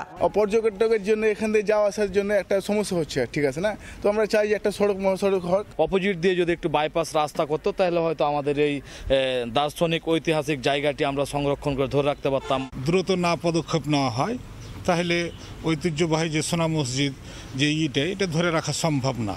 ঐতিহাসিক এই স্থাপনা রক্ষায় দ্রুত কার্যকর পদক্ষেপ নেওয়ার দাবি লেখক ও গবেষকদের। আর নিরাপত্তার ক্ষেত্রেও ওখানে একটু সমস্যা হচ্ছে, যার কারণে এত বড় একটা ঐতিহ্য থাকা সত্ত্বেও আমরা সেটাকে যথাযথ কাজে লাগাতে পারছি না। তো আমার অনুরোধ থাকবে যে সরকার যেন এটার দিকে দৃষ্টি দেন এবং এর যথাযথ মর্যাদা যেন প্রতিষ্ঠিত হয়। দ্রুত পদক্ষেপ না নিলে ছোট সোনা মসজিদ ধসে পড়া সহ ব্যাপক ক্ষতিগ্রস্ত হবে বলে জানায় প্রত্নতত্ত্ব অধিদপ্তরের কর্মকর্তারা। এদিকে নতুন করে বাইপাস সড়ক নয়, আগের সড়কেই কম্পন নিরোধক মহাসড়ক নির্মাণের পরিকল্পনার কথা জানায় সড়ক বিভাগ। ছোট সোনা মসজিদের পশ্চিম সাইডে একটা বাইপাস একটা পরিকল্পনা। এখন আমি আরও দৃষ্টি আকর্ষণ করছি স্থানীয় প্রশাসন, স্থানীয় রাজনীতিবিদ এবং সড়ক বিভাগের, যে সোনা মসজিদ রক্ষার্থে এই বাইপাসটা অতীব জরুরি। সোনা মসজিদের যেন টায়ার বা গাড়ি যে চলাচল করে হেভি ভেহিকেলগুলো, সেটার যে ভাইব্রেশন তৈরি হয় সেইটাকে ট্যাকল দেওয়া বা সেটাকে মিটিগেট করা, সেই পারপাজে অ্যাটলিস্ট এই করিডোরটুকু, এই অংশটুকুতে আমরা পুরোটাই রিজিড পেভমেন্ট অবস্থান রাখবো। 1493 থেকে 1519 সালের দিকে সুলতান আলাউদ্দিন হোসেন শাহের শাসনামলে মসজিদটি নির্মাণ করা হয়। যুক্তরাষ্ট্র, অস্ট্রেলিয়া, চীন সহ বিশ্বের বিভিন্ন দেশ থেকে পর্যটকরা দেখতে আসেন মসজিদটি। সময় সংবাদ, চাঁপাইনবাবগঞ্জ। আবারও চাকসুর ভোটের খবর। দীর্ঘ প্রতীক্ষার অবসান। 36 বছর পর চাকসু নির্বাচন অনুষ্ঠিত হচ্ছে আজ। ভোর থেকেই ভোটাররা শহর থেকে আসা শুরু করেছেন চট্টগ্রাম বিশ্ববিদ্যালয়ে। এই মুহূর্তে চবি ক্যাম্পাসে আছেন সহকর্মী শফিকুল আলম এবং তারিফ রহমান। সরাসরি প্রথমে যাচ্ছি শফিকের কাছে। আর 2 ঘন্টা পরে কিন্তু সে বহুল কাঙ্ক্ষিত চাকসু নির্বাচনের ভোট গ্রহণ শুরু হবে। ইতিমধ্যে কিন্তু চট্টগ্রাম শহর থেকে 22 কিলোমিটার দূর থেকে যে ভোটাররা তারা আসছেন বিভিন্নভাবে। কিছুক্ষণ পর সেই শাটল ট্রেনে করে কয়েক হাজার যে ভোটারদেরকে নিয়ে কয়েকটি শাটল ট্রেন শহর থেকে আসবে। আমরা দেখতে পাচ্ছি প্রচুর সংখ্যক আইন শৃঙ্খলা রক্ষা বাহিনীর সদস্যরা রয়েছে, তারা এইখানে টহল দিচ্ছে। অর্থাৎ আজকে পুরো আইন শৃঙ্খলা প্রায় 2000-এর মতো আইন শৃঙ্খলা বাহিনীর সদস্যরা থাকবে সেখানে। র্যাব, বিজিবি, বিপিএন এবং পুলিশ সদস্যরা সবাই থাকবে সেখানে। এবং 4টি ভ্রাম্যমাণ আদালত থাকবে এবং যে 5টি যে ভবন আছে সেখানে আরও 5 জন ম্যাজিস্ট্রেট থাকবে। আপনাকে জানিয়ে রাখি এটি হচ্ছে সপ্তমবারের মতো 36 বছর পর চাকসু নির্বাচন, এবং যেই নির্বাচনে কিন্তু প্রায় 27,500-এর বেশি প্রার্থীরা কিন্তু অংশগ্রহণ করবে। সেই 27,000 ভোটাররা এখানে ভোট দিবে। প্রায় 908 জনের বেশি যে প্রার্থী রয়েছে। এখানে বলা হচ্ছে প্রায় 13টি মতো প্যানেল রয়েছে, যেখানে ভিপি প্রার্থী রয়েছে 24 জন, জিএস 22 জন, এজিএস হচ্ছে 25 জন। আপনাকে জানি যেই কেন্দ্রগুলোতে ভোট হবে মোটামুটি বলা যায় 5টি অনুষদে ভোট হবে এবং 15টি কেন্দ্রে ভোট হবে এবং প্রতিটি ভোটে কিন্তু 700 করে ভোট দিবে। তো এই মুহূর্তে কিন্তু প্রশাসনের পক্ষ থেকে আমরা দেখছি আইন শৃঙ্খলা রক্ষা বাহিনীর সদস্যরা বিভিন্ন পুলিশ এবং র্যাব এবং বিজিবি যে গাড়ি টহল যে গাড়িগুলো রয়েছে সে একটি করে ক্যাম্পাসে ঢুকছে। এবং একটা জানিয়ে রাখি এখানে একটি বড় ধরনের সমস্যা হতে পারে, সেটি হচ্ছে একজন ভোটারকে 40টি ভোট দিতে হবে। অর্থাৎ হল সংসদের জন্য দিতে হবে 14টি এবং সাকসুর জন্য দিতে হবে 24টি ভোট দিতে হবে। সেক্ষেত্রে আসলে একজন ভোটার 40টি ভোট দেওয়ার ক্ষেত্রে তাদের নানা সমস্যায় পড়তে হতে পারে। আরেকটি বলা হচ্ছে একটা ওএমআর শিটে ভোট গ্রহণ হবে। তবে বিভিন্ন প্রার্থীদের গতকালকে কিন্তু শিবিরের জিএস বিপি এবং যে ছাত্রদলের বিপি প্রার্থী জিএস প্রার্থী তাদের একটাই কথা ছিল রাতের মধ্যে যেন কী দেওয়া হয় সেটা ফলাফল যেন ঘোষণা করা হয়, সেই বিষয়টি তাদের পক্ষ থেকে বলা হয়েছে। যে 15 জনের বেশি যে নির্বাচন কমিশনার নেতৃত্বে এই যে 36 বছর পর সপ্তম নির্বাচন হচ্ছে। আপনারা জানেন রাখি 1966 সালে চট্টগ্রাম বিশ্ববিদ্যালয় প্রতিষ্ঠিত হয়েছিল। এরপরে কিন্তু প্রথম ভোট হয় 70 সালে, এরপরে 5বার ভোট হয়েছে। সর্বশেষ 1990 সালে কিন্তু 6ষ্ঠবারের মতো এই চাকসু নির্বাচন অনুষ্ঠিত হয়। এবার 36 বছর পর সপ্তম চাকসু নির্বাচন অনুষ্ঠিত হচ্ছে। এইখানে সবচেয়ে বড় চ্যালেঞ্জ যে ঢাকায় যেভাবে আসলে চাকসু নির্বাচনে যেভাবে ভোট অংশগ্রহণ ছিল প্রায় 75 থেকে 80%, সেক্ষেত্রে চট্টগ্রামে কিছুটা কম হতে পারে সেরকম আশঙ্কা করা হচ্ছে। কারণ চট্টগ্রামে যে চট্টগ্রাম বিশ্ববিদ্যালয়ে যে আসন সংখ্যা রয়েছে সেটি 23% শিক্ষার্থীর জন্য আসন রয়েছে। তাহলে বোঝা যাচ্ছে যে 70% বেশি শিক্ষার্থী বাইরে থেকে আসতে হয়। সেক্ষেত্রে বিশ্ববিদ্যালয় কর্তৃপক্ষ একটি বিশেষ ট্রেন রেখেছে, 10টি ট্রেন আসা যাওয়া করবে সারাদিন এবং 30টির বেশি বাস আসা যাওয়া করবে চট্টগ্রাম শহর থেকে। বিশেষ করে নিউ মার্কেট রয়েছে এবং যে 16 শহর রয়েছে সেখান থেকে কিন্তু 30টির বেশি বাসের ব্যবস্থা রাখা হয়েছে এবং তারা যে নির্বিঘ্নে আসতে পারে সেই জন্য নানা প্রস্তুতি রাখা হয়েছে। আরেকটা জিনিস জানিয়ে রাখি যে ভোটাররা কিন্তু এখানে আসতে হলে তাদেরকে যে আইডি কার্ড দেখাতে হবে, পাশাপাশি প্রতিটি ভোট যাদের আইডি কার্ড থাকবে না, যারা ফার্স্ট ইয়ারের তাদেরকে কিন্তু যে ভর্তির যে রিসিট সেটি নিয়ে আসতে হবে ভোটারদেরকে।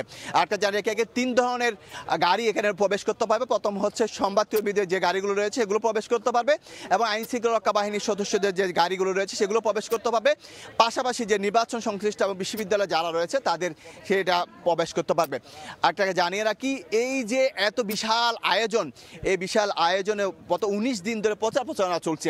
তবে এখানে একটা ফ্যাক্ট হচ্ছে আসলে কাদের ভোটে কিন্তু এই প্যানেলগুলো জয়ী হতে পারে। বিশেষ করে আমরা 2টি প্যানেলকে বলা হচ্ছে যে ছাত্রদল সমর্থিত এবং শিবির সমর্থিত সম্মিলিত যে সম্প্রীতি জোট যেটি বলা হচ্ছে, তাদের পরে গিয়ে কিন্তু আরও প্যানেলের কিছু উঠে আসা মরা রয়েছে। বিশেষ করে এখানে পাহাড়িদের আর বৈচিত্র্যের ঐক্য একটি প্যানেল রয়েছে, যেখানে পাহাড়ি যা বিভিন্ন নিগোষ্ঠী রয়েছে তারা এখানে করছেন এবং এখানে যে ইসলামিক যে দলগুলো রয়েছেন ছাত্র মজলিস এবং যে ইসলামী আন্দোলন তারাও কিন্তু প্রার্থী দিয়েছেন।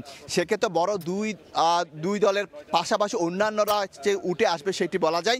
কারণ এই যে 3 পার্বত্য জেলা এখানে বিভিন্ন বৈচিত্র্যের শিক্ষার্থীরা কিন্তু এখানে করেন। তা আমরা দেখতে পাচ্ছি আইন আইন শৃঙ্খলা রক্ষার সদস্যরা কিন্তু প্রবেশ করছে ক্যাম্পাসে। পাশাপাশি কিছুক্ষণ পর শাটল ট্রেন আসবে, তখন হাজার হাজার শিক্ষার্থী ভোটাররা একসাথে এখানে প্রবেশ করবে।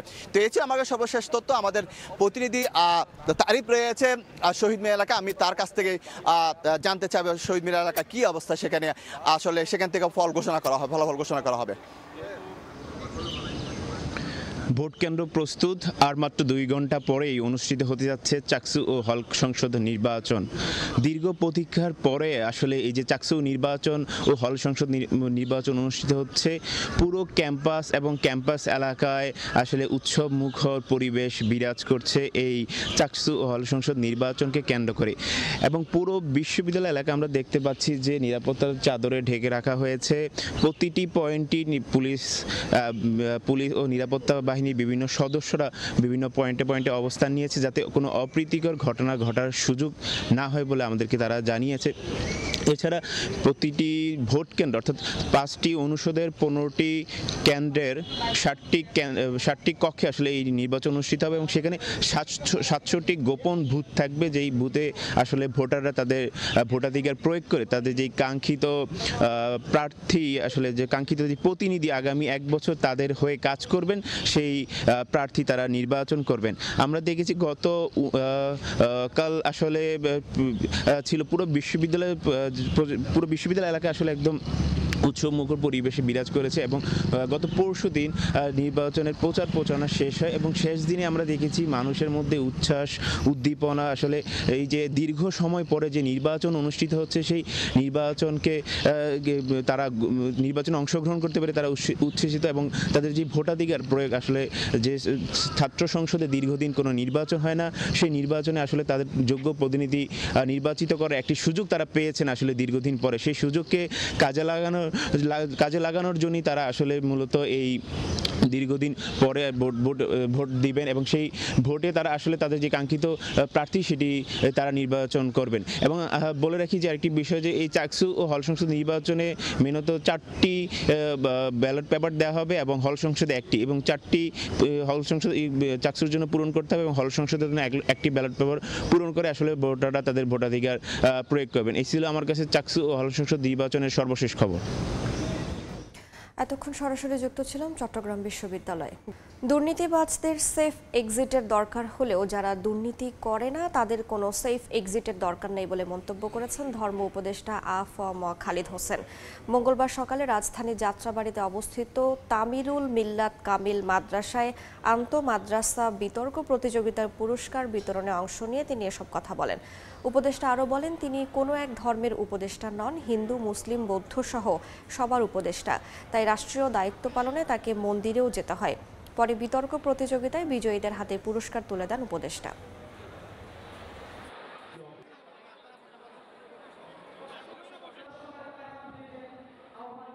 বারবার বলা হচ্ছে সেফ এক্সিট, কোথায় সেফ এক্সিট নেব? বাংলাদেশে ঢাকায় আমার থাকার জায়গা নাই, এখন সরকারি বাসায় থাকি, ফেব্রুয়ারির পর তো আমি ঢাকায় আমার থাকার জায়গা নাই, চট্টগ্রামে ভাড়া বাসায় থাকি, আমি বিদেশে গিয়ে সেফ এক্সিট নিয়ে কোথায় থাকবো? এই দেশ আমার, এই মাতৃভূমি আমার, এই মাতৃভূমিতে আমার জন্ম, এই মাতৃভূমিতে আমার কবর।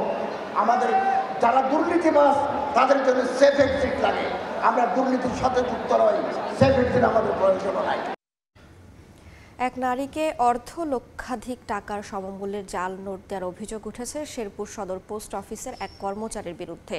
ভুক্তভোগীর অভিযোগ, পোস্ট অফিস থেকে টাকা উত্তোলন করে উত্তরা ব্যাংকের শেরপুর শাখায় জমা দেওয়ার সময় 53টি জাল নোট শনাক্ত করা হয়। ঊর্ধ্বতন কর্তৃপক্ষকে জানিয়েই দায় সারার চেষ্টা পোস্টমাস্টারের, তবে ভুক্তভোগীর অভিযোগ পেলে আইনানুগ ব্যবস্থা গ্রহণের আশ্বাস পুলিশের। শেরপুর থেকে শহীদুল ইসলাম হীরার তথ্য, বাবু চক্রবর্তীর তোলা ছবিতে রিপোর্ট। ছানি পড়া চোখের ঘোলা দৃষ্টি, অসহায়ত্বের ছাপ শেরপুরের গনই মমিনা কান্দার শাহিনা বেগমের চোখে মুখে। স্বামী মারা গেছেন প্রায় 15 বছর আগে, তারপর একমাত্র ছেলে সন্তানও চলে যান, রেখে যান 2 নাতি। তাদের মুখের আহার জোগাতে কখনো অন্যের বাড়িতে কাজ, কখনো বা ভিক্ষা করেন শাহিনা। নিজে না খেয়েও 9 বছর আগে 2 ধাপে 1,30,000 টাকা জমা রাখেন শেরপুর পোস্ট অফিসে। 2টা বান্ডিল থয়ে দিছে, এই বান্ডিল 2টা গুনলো না গুননা হবে যে ববট না গাই না ছিল, ববট না গাই নাই, পরে ওখানে সময় শুনি যে পিন লাগাই এই করা থাকে পিন টিন কিছু লাগাই না ছিল পরে না থই দিলাম আমি টেহার বিচার চাই আমার দুবো বিচার চাই বেড়া আমার কে ঠয়ালাম বেড়ার বাপ ডাকলাম বেড়া বাহার প্রতিদিন আমার কি দিল। গত মঙ্গলবার পোস্ট অফিসে গিয়ে জমানো টাকা লাভসহ 2,69,000 টাকা উত্তোলন করেন শাহিনা। পরে রোববার শেরপুর শহরের উত্তরা ব্যাংকে জমা দিতে গেলে একে একে ধরা পড়ে 1,000 টাকার 53টি জাল নোট। প্রতারণাকারীদের উপযুক্ত শাস্তির দাবি এলাকাবাসীর। মানুষের বাড়ি থেকে ভাত চায় না, নাতিনে করে খাওয়া, নিজে খা। পোস্ট অফিসে রাখার পর ওই টাকাটা বুঝাই দিছে 53,000 টাকা জাল বাড়াইছে। তারা এটার সঙ্গে জড়িত, যে টাকাটা দিছে তার বিচার চাই। ঊর্ধ্বতন কর্তৃপক্ষকে বিষয়টি জানিয়েই দায় সারার চেষ্টা পোস্টমাস্টারের। প্রশাসনিক ক্ষমতা আমার নাই, প্রশাসনিক ক্ষমতা আমাদের ডিভিশনাল স্যার, আমি তাকে জানিয়েছি স্যারের ব্যবস্থা নেওয়ার জন্য। ভুক্তভোগী লিখিত অভিযোগ দিলে যথাযথ ব্যবস্থা নেওয়ার আশ্বাস পুলিশের। যদি অভিযোগ আসে আমরা ব্যবস্থা নেব এবং চক্রটাকে আমরা উদ্ঘাটনের চেষ্টা করব। রোববার উত্তরা ব্যাংক শাখায় জমা করতে যাওয়া 2,69,000 টাকার মধ্যে 53,000 টাকার জাল নোট থাকায় 2,16,000 টাকা ওই নারীর হিসাবে জমা রেখে 53,000 টাকার সমমূল্যের জাল নোটগুলো তাকে ফিরিয়ে দেয় ব্যাংক কর্তৃপক্ষ। সময় সংবাদ, শেরপুর। সাতক্ষীরায় মাছের ঘেরের বাঁধে সবজি চাষ কৃষিতে সম্ভাবনার দ্বার খুলে দিয়েছে। কৃষকরা এখন ক্ষতির আশঙ্কা ভুলে লাভের নিশ্চয়তা পেয়েছেন। তার উপর এবার বাজারে সবজির দাম ভালো পাওয়ায় খুশি তারা। কৃষি কর্মকর্তারা বলছেন বেরিতে সবজির চাষে ঘেরের সব খরচ তোলা সম্ভব। সাতক্ষীরা থেকে মমতাজ আহমেদ বাপির পাঠানো তথ্য ছবি নিয়ে রিপোর্ট। মাচায় ঝুলছে লাউ, করলা, শিম, চিচিঙ্গা, বরবটি, কুমড়া সহ নানা ধরনের সবজি। মাছের ঘেরের বাঁধের চারদিকে রোপণ করা হয়েছে নানা জাতের শাকসবজি। একই জমিতে মাছ এবং সবজি চাষ নতুন সম্ভাবনা তৈরি করছে সাতক্ষীরার চাষিদের। কৃষকরা বলছেন সহায়তা পেলে স্থানীয় অর্থনীতির উন্নয়নে বিশেষ ভূমিকা রাখবে এই সমন্বিত চাষ পদ্ধতি। মিষ্টি কুমড়া আছে, পুঁই শাক আছে, উচ্ছি আছে। অনেক লাভবান হয়েছে এবছর সবজিতে। খিরায় 1 ক্যারেট করে তুলি, আমাদের দাম ভালো। যদি সরকারি কোনো সহযোগিতা পেতাম তাহলে আরো সুন্দর লাভবান হতাম বা আরো সুন্দর ফলন হতো আমাদের। কৃষি বিভাগ বলছে কৃষকদের নানা পরামর্শ দেয়া হচ্ছে। বর্ষাকালে সবজির যখন সরবরাহ বিভিন্ন এলাকায় থাকে না, তখন সাতক্ষীরা সেই সব এলাকার মানুষের জন্য সবজি সরবরাহের একটি উল্লেখযোগ্য স্থান করে নিয়েছে। জেলা কৃষি বিভাগের তথ্য মতে গত বছর জেলায় 940 হেক্টর ঘেরের বাঁধে সবজি চাষ হয়। চলতি বছর তা বেড়ে দাঁড়িয়েছে 2038 হেক্টরে। সময় সংবাদ, সাতক্ষীরা। ব্রাহ্মণবাড়িয়ায় কচুরি পানা পরিষ্কার করতে নেমে পানির স্রোতে ভেসে নিখোঁজ হয়েছেন এক ব্যক্তি।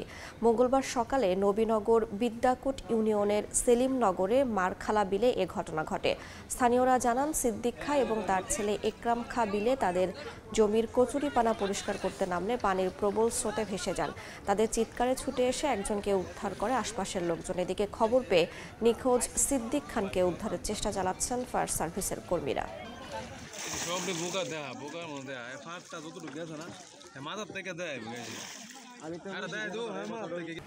বান্দরবানের সীমান্তে শূন্য রেখায় মাইন বিস্ফোরণে এক বাংলাদেশি আহত হয়েছে ও মিয়ানমারের এক নাগরিক নিহত হয়েছেন। মঙ্গলবার সকালে আলীকদম কুরুকপাতা ইউনিয়নের পোয়ামহুরি সীমান্তে শূন্য রেখায় এ ঘটনা ঘটে। 30 বিজিবির এক সংবাদ বিজ্ঞপ্তিতে বলা হয়, সীমান্ত পিলার 55 নম্বর থেকে পশ্চিম দিকে মিয়ানমারের অভ্যন্তরে হটাও কম পাড়া নামক জায়গায় মাইন বিস্ফোরণ ঘটে। জুম ক্ষেত দেখতে যাওয়ার সময় মেনথাং নামে এক মিয়ানমারের এক নাগরিক নিহত এবং মেনসার ম্রো নামে এক বাংলাদেশি আহত হন। গাজার বাসিন্দাদের কাছে মানবিক সহায়তা পৌঁছাতে তুরস্ক থেকে ছেড়েছে 17তম গুডনেস শিপ। দেশটির মেরসিন বন্দর থেকে 900 টন ত্রাণ নিয়ে মিশর হয়ে জাহাজটি পৌঁছাবে গাজার কেরেম আবু সালেম সীমান্তে। এরদোয়ান প্রশাসনের পাঠানো এই সহায়তার মধ্যে রয়েছে প্যাকেটজাত পণ্য ও শিশু খাদ্যসহ নানা প্রয়োজনীয় সামগ্রী। 2 বছর ধরে চলা হামাস ইসরায়েলের সংঘাতের মধ্যে 16টি জাহাজ ও 14টি বিমানযোগে গাজায় ত্রাণ পাঠিয়েছে তুরস্ক। এবার যুক্তরাষ্ট্রের মধ্যস্থতায় যুদ্ধবিরতির পরিকল্পনা কার্যকর হওয়ার পর 17তম জাহাজটিও যাচ্ছে গাজায়। স্থানীয় সময় মঙ্গলবার তুরস্কের দুর্যোগ ও জরুরি ব্যবস্থাপনা কর্তৃপক্ষ এবং মিশরীয় রেড ক্রিসেন্টের যৌথ সহযোগিতায় গাজার উদ্দেশ্যে রওনা দিয়েছে মানবিক সহায়তাকারী গুডনেস শিপ নামে জাহাজটি। প্রায় 17টি বেসরকারি সংস্থার অংশগ্রহণে পাঠানো জাহাজে তোলা হয়েছে খাদ্য, প্যাকেটজাত পণ্য ও শিশু খাদ্য সহ নানা প্রয়োজনীয় সামগ্রী। 900 টন ত্রাণ সামগ্রী নিয়ে তুরস্ক থেকে রওনা দিয়েছে গুডনেস শিপ নামের 17তম এই জাহাজ। আজ আমাদের জাহাজ গাজার পথে। 900 টন খাদ্য, প্যাকেটজাত খাবার ও শিশু খাদ্যবাহী জাহাজটি ইনশাআল্লাহ খুব শিগগিরই মিশর হয়ে গাজায় পৌঁছাবে। সংশ্লিষ্টরা জানান এল আরিশ বন্দর থেকে সরাসরি গাজার কেরেম আবু সালেম সীমান্তে পৌঁছাবে সহায়তাগুলো। যুদ্ধবিধ্বস্ত গাজার মানুষের মৌলিক খাদ্য ও শিশু স্বাস্থ্য চাহিদা পূরণে বড় ভূমিকা রাখবে বলেও জানান তারা। গাজায় যুদ্ধবিরতির পর তুরস্কের এই গুডনেস শিপ শুধুই মানবিক সহায়তা নয়, উপত্যকাটিতে আশার প্রতীক হয়ে এগিয়ে যাচ্ছে বলে মনে করছেন বিশেষজ্ঞরা। ইয়াসমিন অনন্যা, সময় সংবাদ। যুক্তরাষ্ট্র ও চীনের মধ্যে বাণিজ্য যুদ্ধ দিন দিন আরও তীব্র হচ্ছে। দুদেশের সম্পর্কের উত্তেজনার মধ্যেই চীনের সঙ্গে বাণিজ্য সম্পর্ক শেষ হতে পারে বলে হুঁশিয়ারি দিয়েছেন মার্কিন প্রেসিডেন্ট ডোনাল্ড ট্রাম্প।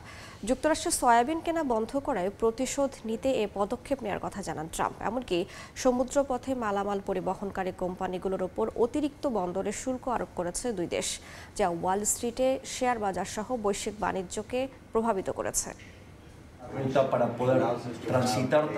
চীন যুক্তরাষ্ট্রের বাণিজ্যিক সম্পর্কের টানাপোড়েন চলছে বহুদিন ধরে। এমন পরিস্থিতিতে এবার চীনের সঙ্গে বাণিজ্য সম্পর্ক শেষ হতে পারে বলে হুঁশিয়ারি দিয়েছেন মার্কিন প্রেসিডেন্ট ডোনাল্ড ট্রাম্প। স্থানীয় সময় মঙ্গলবার সামাজিক যোগাযোগ মাধ্যমে এক পোস্টে তিনি জানান, চীন ইচ্ছাকৃতভাবে যুক্তরাষ্ট্রের সয়াবিন কিনছে না, এতে চাষিরা সমস্যায় পড়ছে।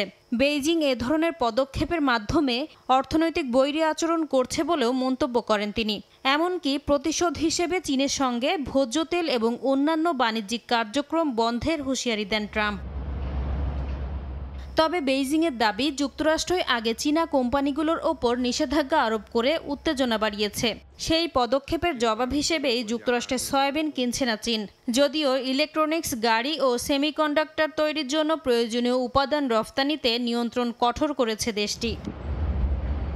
বিশ্বের দুই বৃহৎ অর্থনীতি যুক্তরাষ্ট্র ও চীনের মধ্যে বাণিজ্যিক উত্তেজনায় বিশ্ব অর্থনীতিতে ইতোমধ্যে বেশ কিছু বড় পরিবর্তন ঘটেছে। মার্কিন যুক্তরাষ্ট্র ও চীন মঙ্গলবার থেকে সমুদ্রপথে পণ্য পরিবহনকারী জাহাজগুলোর ওপর অতিরিক্ত বন্দর ফি আরোপ শুরু করেছে। দুই দেশের নেয়া পদক্ষেপের কারণে ওয়াল স্ট্রিটে শেয়ার বাজার সহ বৈশ্বিক বাণিজ্যকে প্রভাবিত করেছে।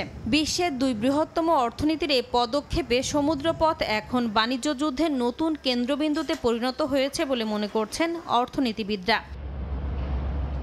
সম্প্রতি চীনের ওপর অতিরিক্ত 100% শুল্ক আরোপের কথা বলেন মার্কিন প্রেসিডেন্ট ডোনাল্ড ট্রাম্প। বিরল খনিজ রফতানিতে চীনের কঠোর নিয়ন্ত্রণ আরোপের জবাবে এ পদক্ষেপ নিয়েছেন বলে দাবি করেন তিনি। ঘটনার পরিক্রমায় দুই দেশের বাণিজ্য সম্পর্ক আরও খারাপ হবে বলে উদ্বেগ প্রকাশ করেছেন বিশ্লেষকরা। সময় সংবাদ। বেলজিয়ামের রাজধানী ব্রাসেলসে আবারও ফুঁসে উঠেছে হাজারো মানুষ। সরকারের কাটছাঁট ও পেনশন সংস্কারের বিরুদ্ধে দেশজুড়ে ডাকা জাতীয় ধর্মঘটে অচল হয়ে পড়েছে দেশটির বিমান ও গণপরিবহন ব্যবস্থা।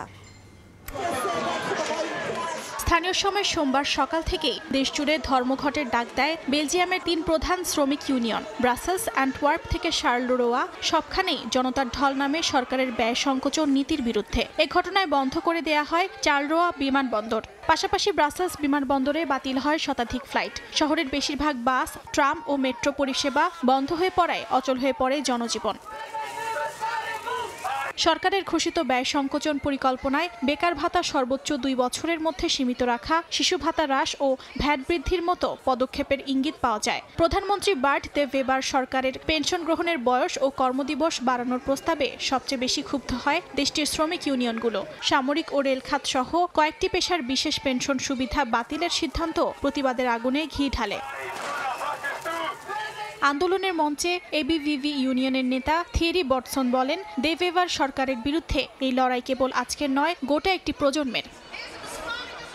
অর্জিতা শহীন, সময় সংবাদ। লিথিয়াম আয়ন ব্যাটারি এখন ফোন, খেলনা থেকে শুরু করে ল্যাপটপ ও পাওয়ার টুল সবখানে। তবে এসব ব্যাটারি ভুলভাবে ফেলে দিলে তা বর্জ্য ট্রাকে বা রিসাইক্লিং প্ল্যান্টে আগুন ধরিয়ে দিতে পারে। এ সমস্যা সমাধানে যুক্তরাজ্যে তৈরি হয়েছে এক নতুন কৃত্রিম বুদ্ধিমত্তা ভিত্তিক শনাক্তকরণ ব্যবস্থা। যুক্তরাজ্যের স্টার্টআপ প্রতিষ্ঠান লায়ন ভিশন দক্ষিণ পূর্ব ইংল্যান্ডের সিটিংবর্ন শহরের সুইপ কোসাকোস্কি ইলেকট্রনিক রিসাইকেল প্ল্যান্টে স্থাপন করেছে নতুন এআই সিস্টেম, যা বর্জ্যে থাকা আলগা ব্যাটারি শনাক্ত করে সরিয়ে দেয়। অগ্নিকাণ্ডের ঝুঁকি কমানো এবং বর্জ্য থেকে মূল্যবান ধাতু পুনরুদ্ধার করার জন্য এই উদ্ভাবন করা হয়েছে। ক্যামেরা নির্ভর এই প্রযুক্তি কনভেয়র বেল্টে থাকা বর্জ্য স্ক্যান করে, পাশাপাশি লিথিয়াম আয়ন সেল, ডিসপোজেবল ভ্যাপের মতো আইটেম শনাক্ত করলে সংকুচিত বাতাসের জেট দিয়ে তা মূল স্রোত থেকে ছিটকে ফেলে। প্রতিষ্ঠানটি জানায় এই প্রযুক্তি নিরাপত্তা ও উৎপাদন দক্ষতা বাড়াবে। আধুনিক প্রযুক্তি চমৎকার, এটি আমাদেরকে অনেক কিছু করার সুযোগ করে দেয়। কিন্তু পোর্টেবল প্রযুক্তি প্রাথমিকভাবে লিথিয়াম আয়ন ব্যাটারি দিয়ে পরিচালিত হয়, কিন্তু এই ব্যাটারির অবস্থা বিপজ্জনক হতে পারে। যেমন যদি এটি ময়লার ঝুড়িতে ফেলা হয়, এটি যদি পিষ্ট হয় বা বাতাস ও পানির সংস্পর্শে আসে তাহলে আগুন ধরে যেতে পারে।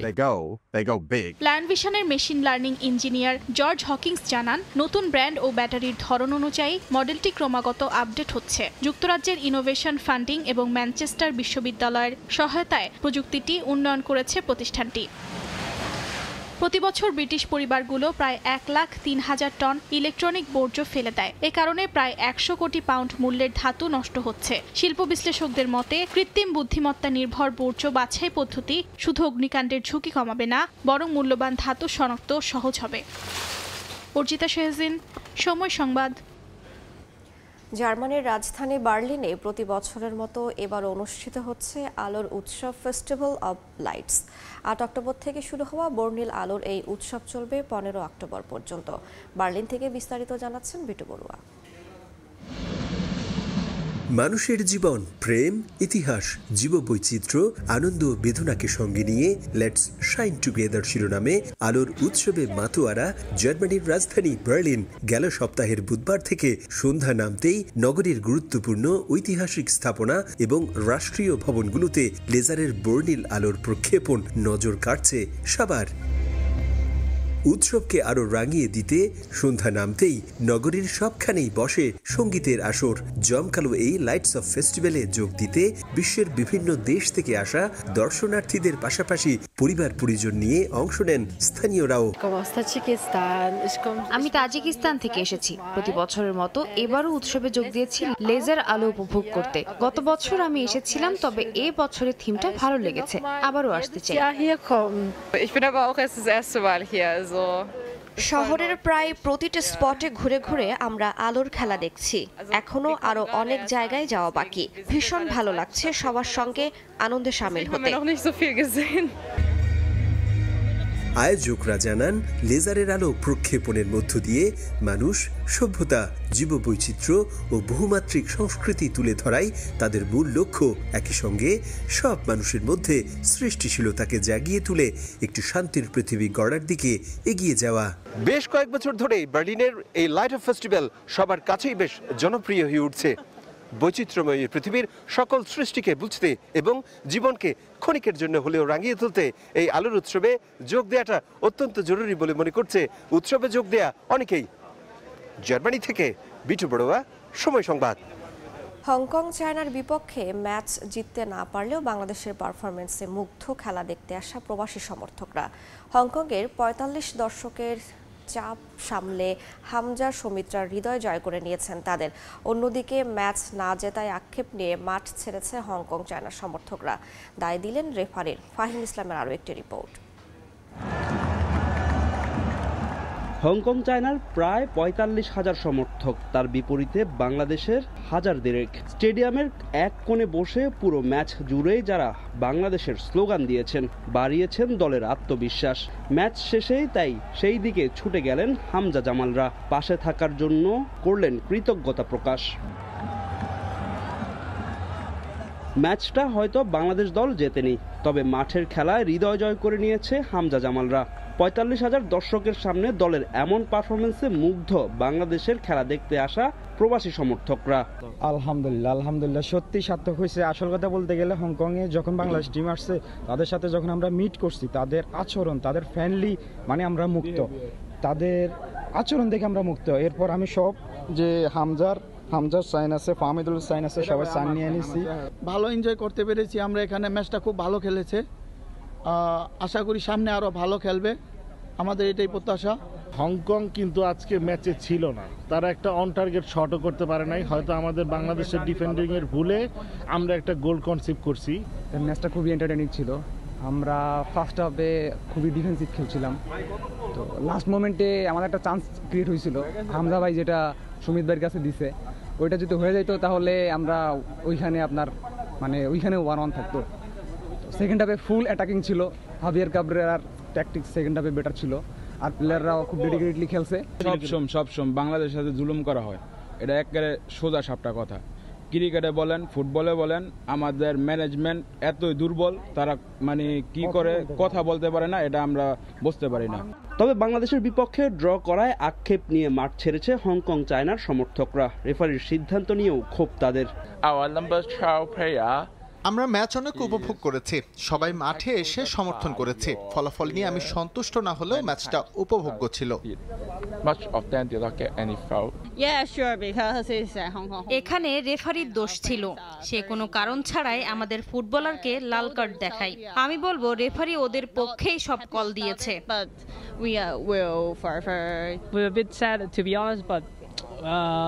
সত্যি বলতে আমরা কিছুটা হতাশ, তবে এটা গেমের অংশ। যখন আপনি দুটি হলুদ কার্ড দেখেন কোনো কারণ ছাড়াই, তখন তো ফলাফল আপনার বিপক্ষেই যাবে।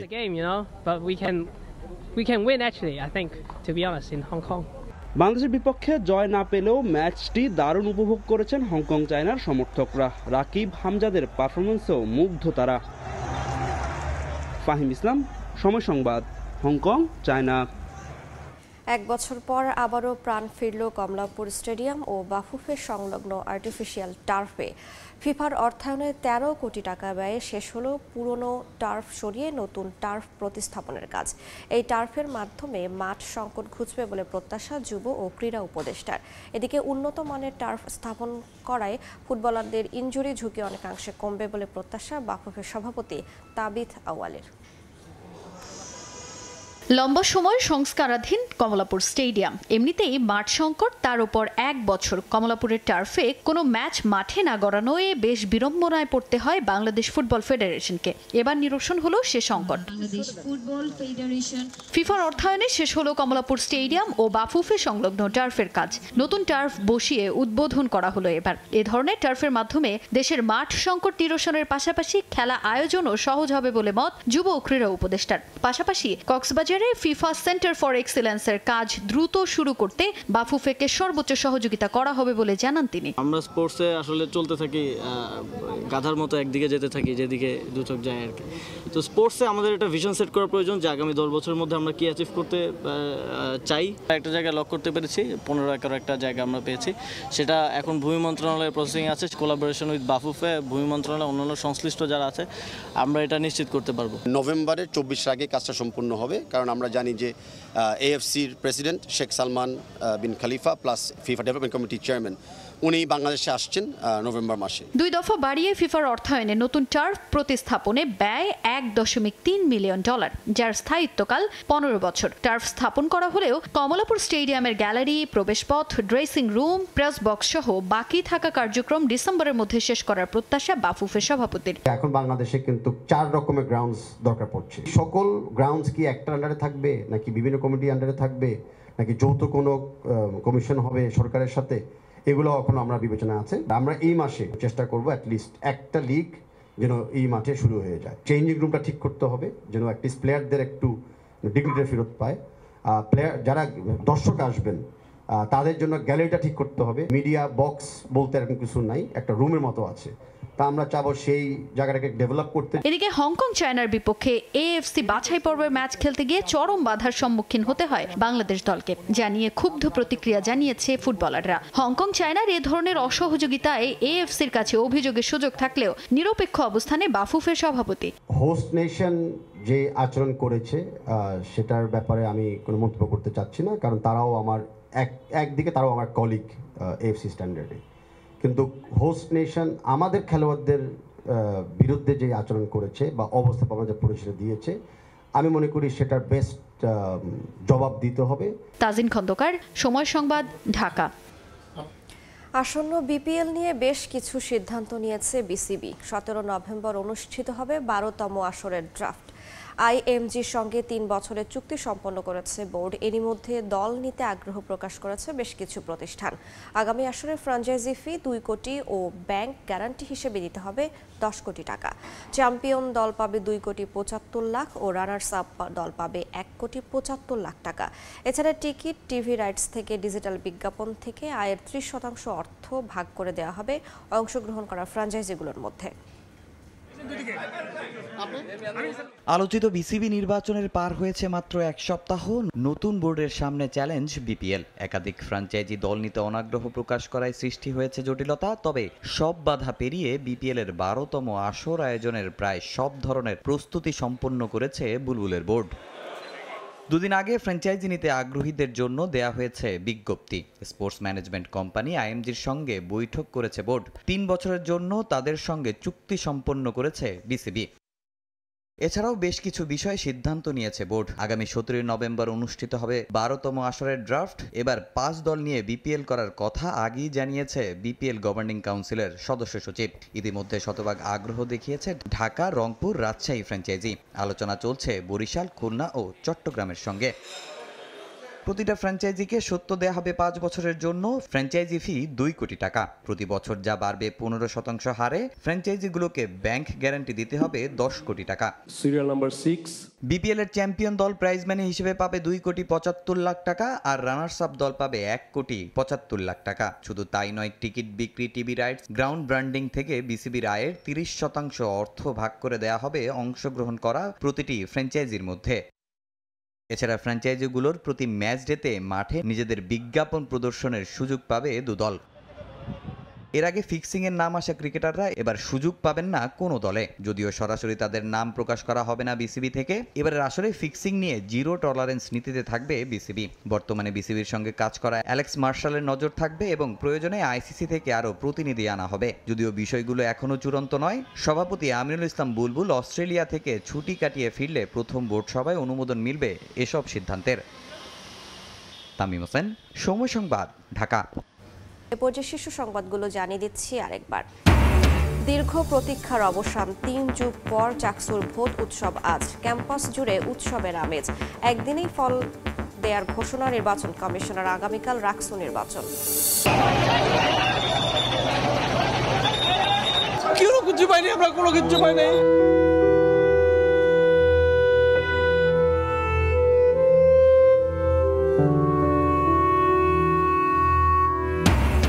মিরপুরে কারখানা ও কেমিক্যাল গোডাউনের আগুনে নিহত বেড়ে 16, বিষাক্ত গ্যাসে মৃত্যু। ঢাকা মেডিকেলে মরদেহ। আজ ডিএনএ নমুনা সংগ্রহের পর স্বজনদের কাছে হস্তান্তর। অর্থনীতিকে ধ্বংস করে পালিয়েছে স্বৈরাচার সরকার। প্রবাসীদের রেমিটেন্সে ঘুরে দাঁড়াচ্ছে দেশ। ইতালিতে প্রধান উপদেষ্টা। 3 দিনের সফর শেষে ঢাকার পথে ডক্টর ইউনূস। এবং ঋণ পেতে চাপিয়ে দেয়া শর্ত মানবে না বাংলাদেশ। আইএমএফ সভায় অর্থ উপদেষ্টা। বিদেশিদের সুবিধা দিতে নয়, সেবা নিশ্চিতের বাড়ানো হলো চট্টগ্রাম বন্দরের শুল্ক, জানালেন সচিব। এই ছিল ভোরের সময়। সকালের সময়ের সঙ্গে থাকবেন সহকর্মী শবনম নিবিড়। ধন্যবাদ রাইসা। সকালের সময় নিয়ে আসছে কিছুক্ষণ পরই, সঙ্গেই থাকুন সময়ের।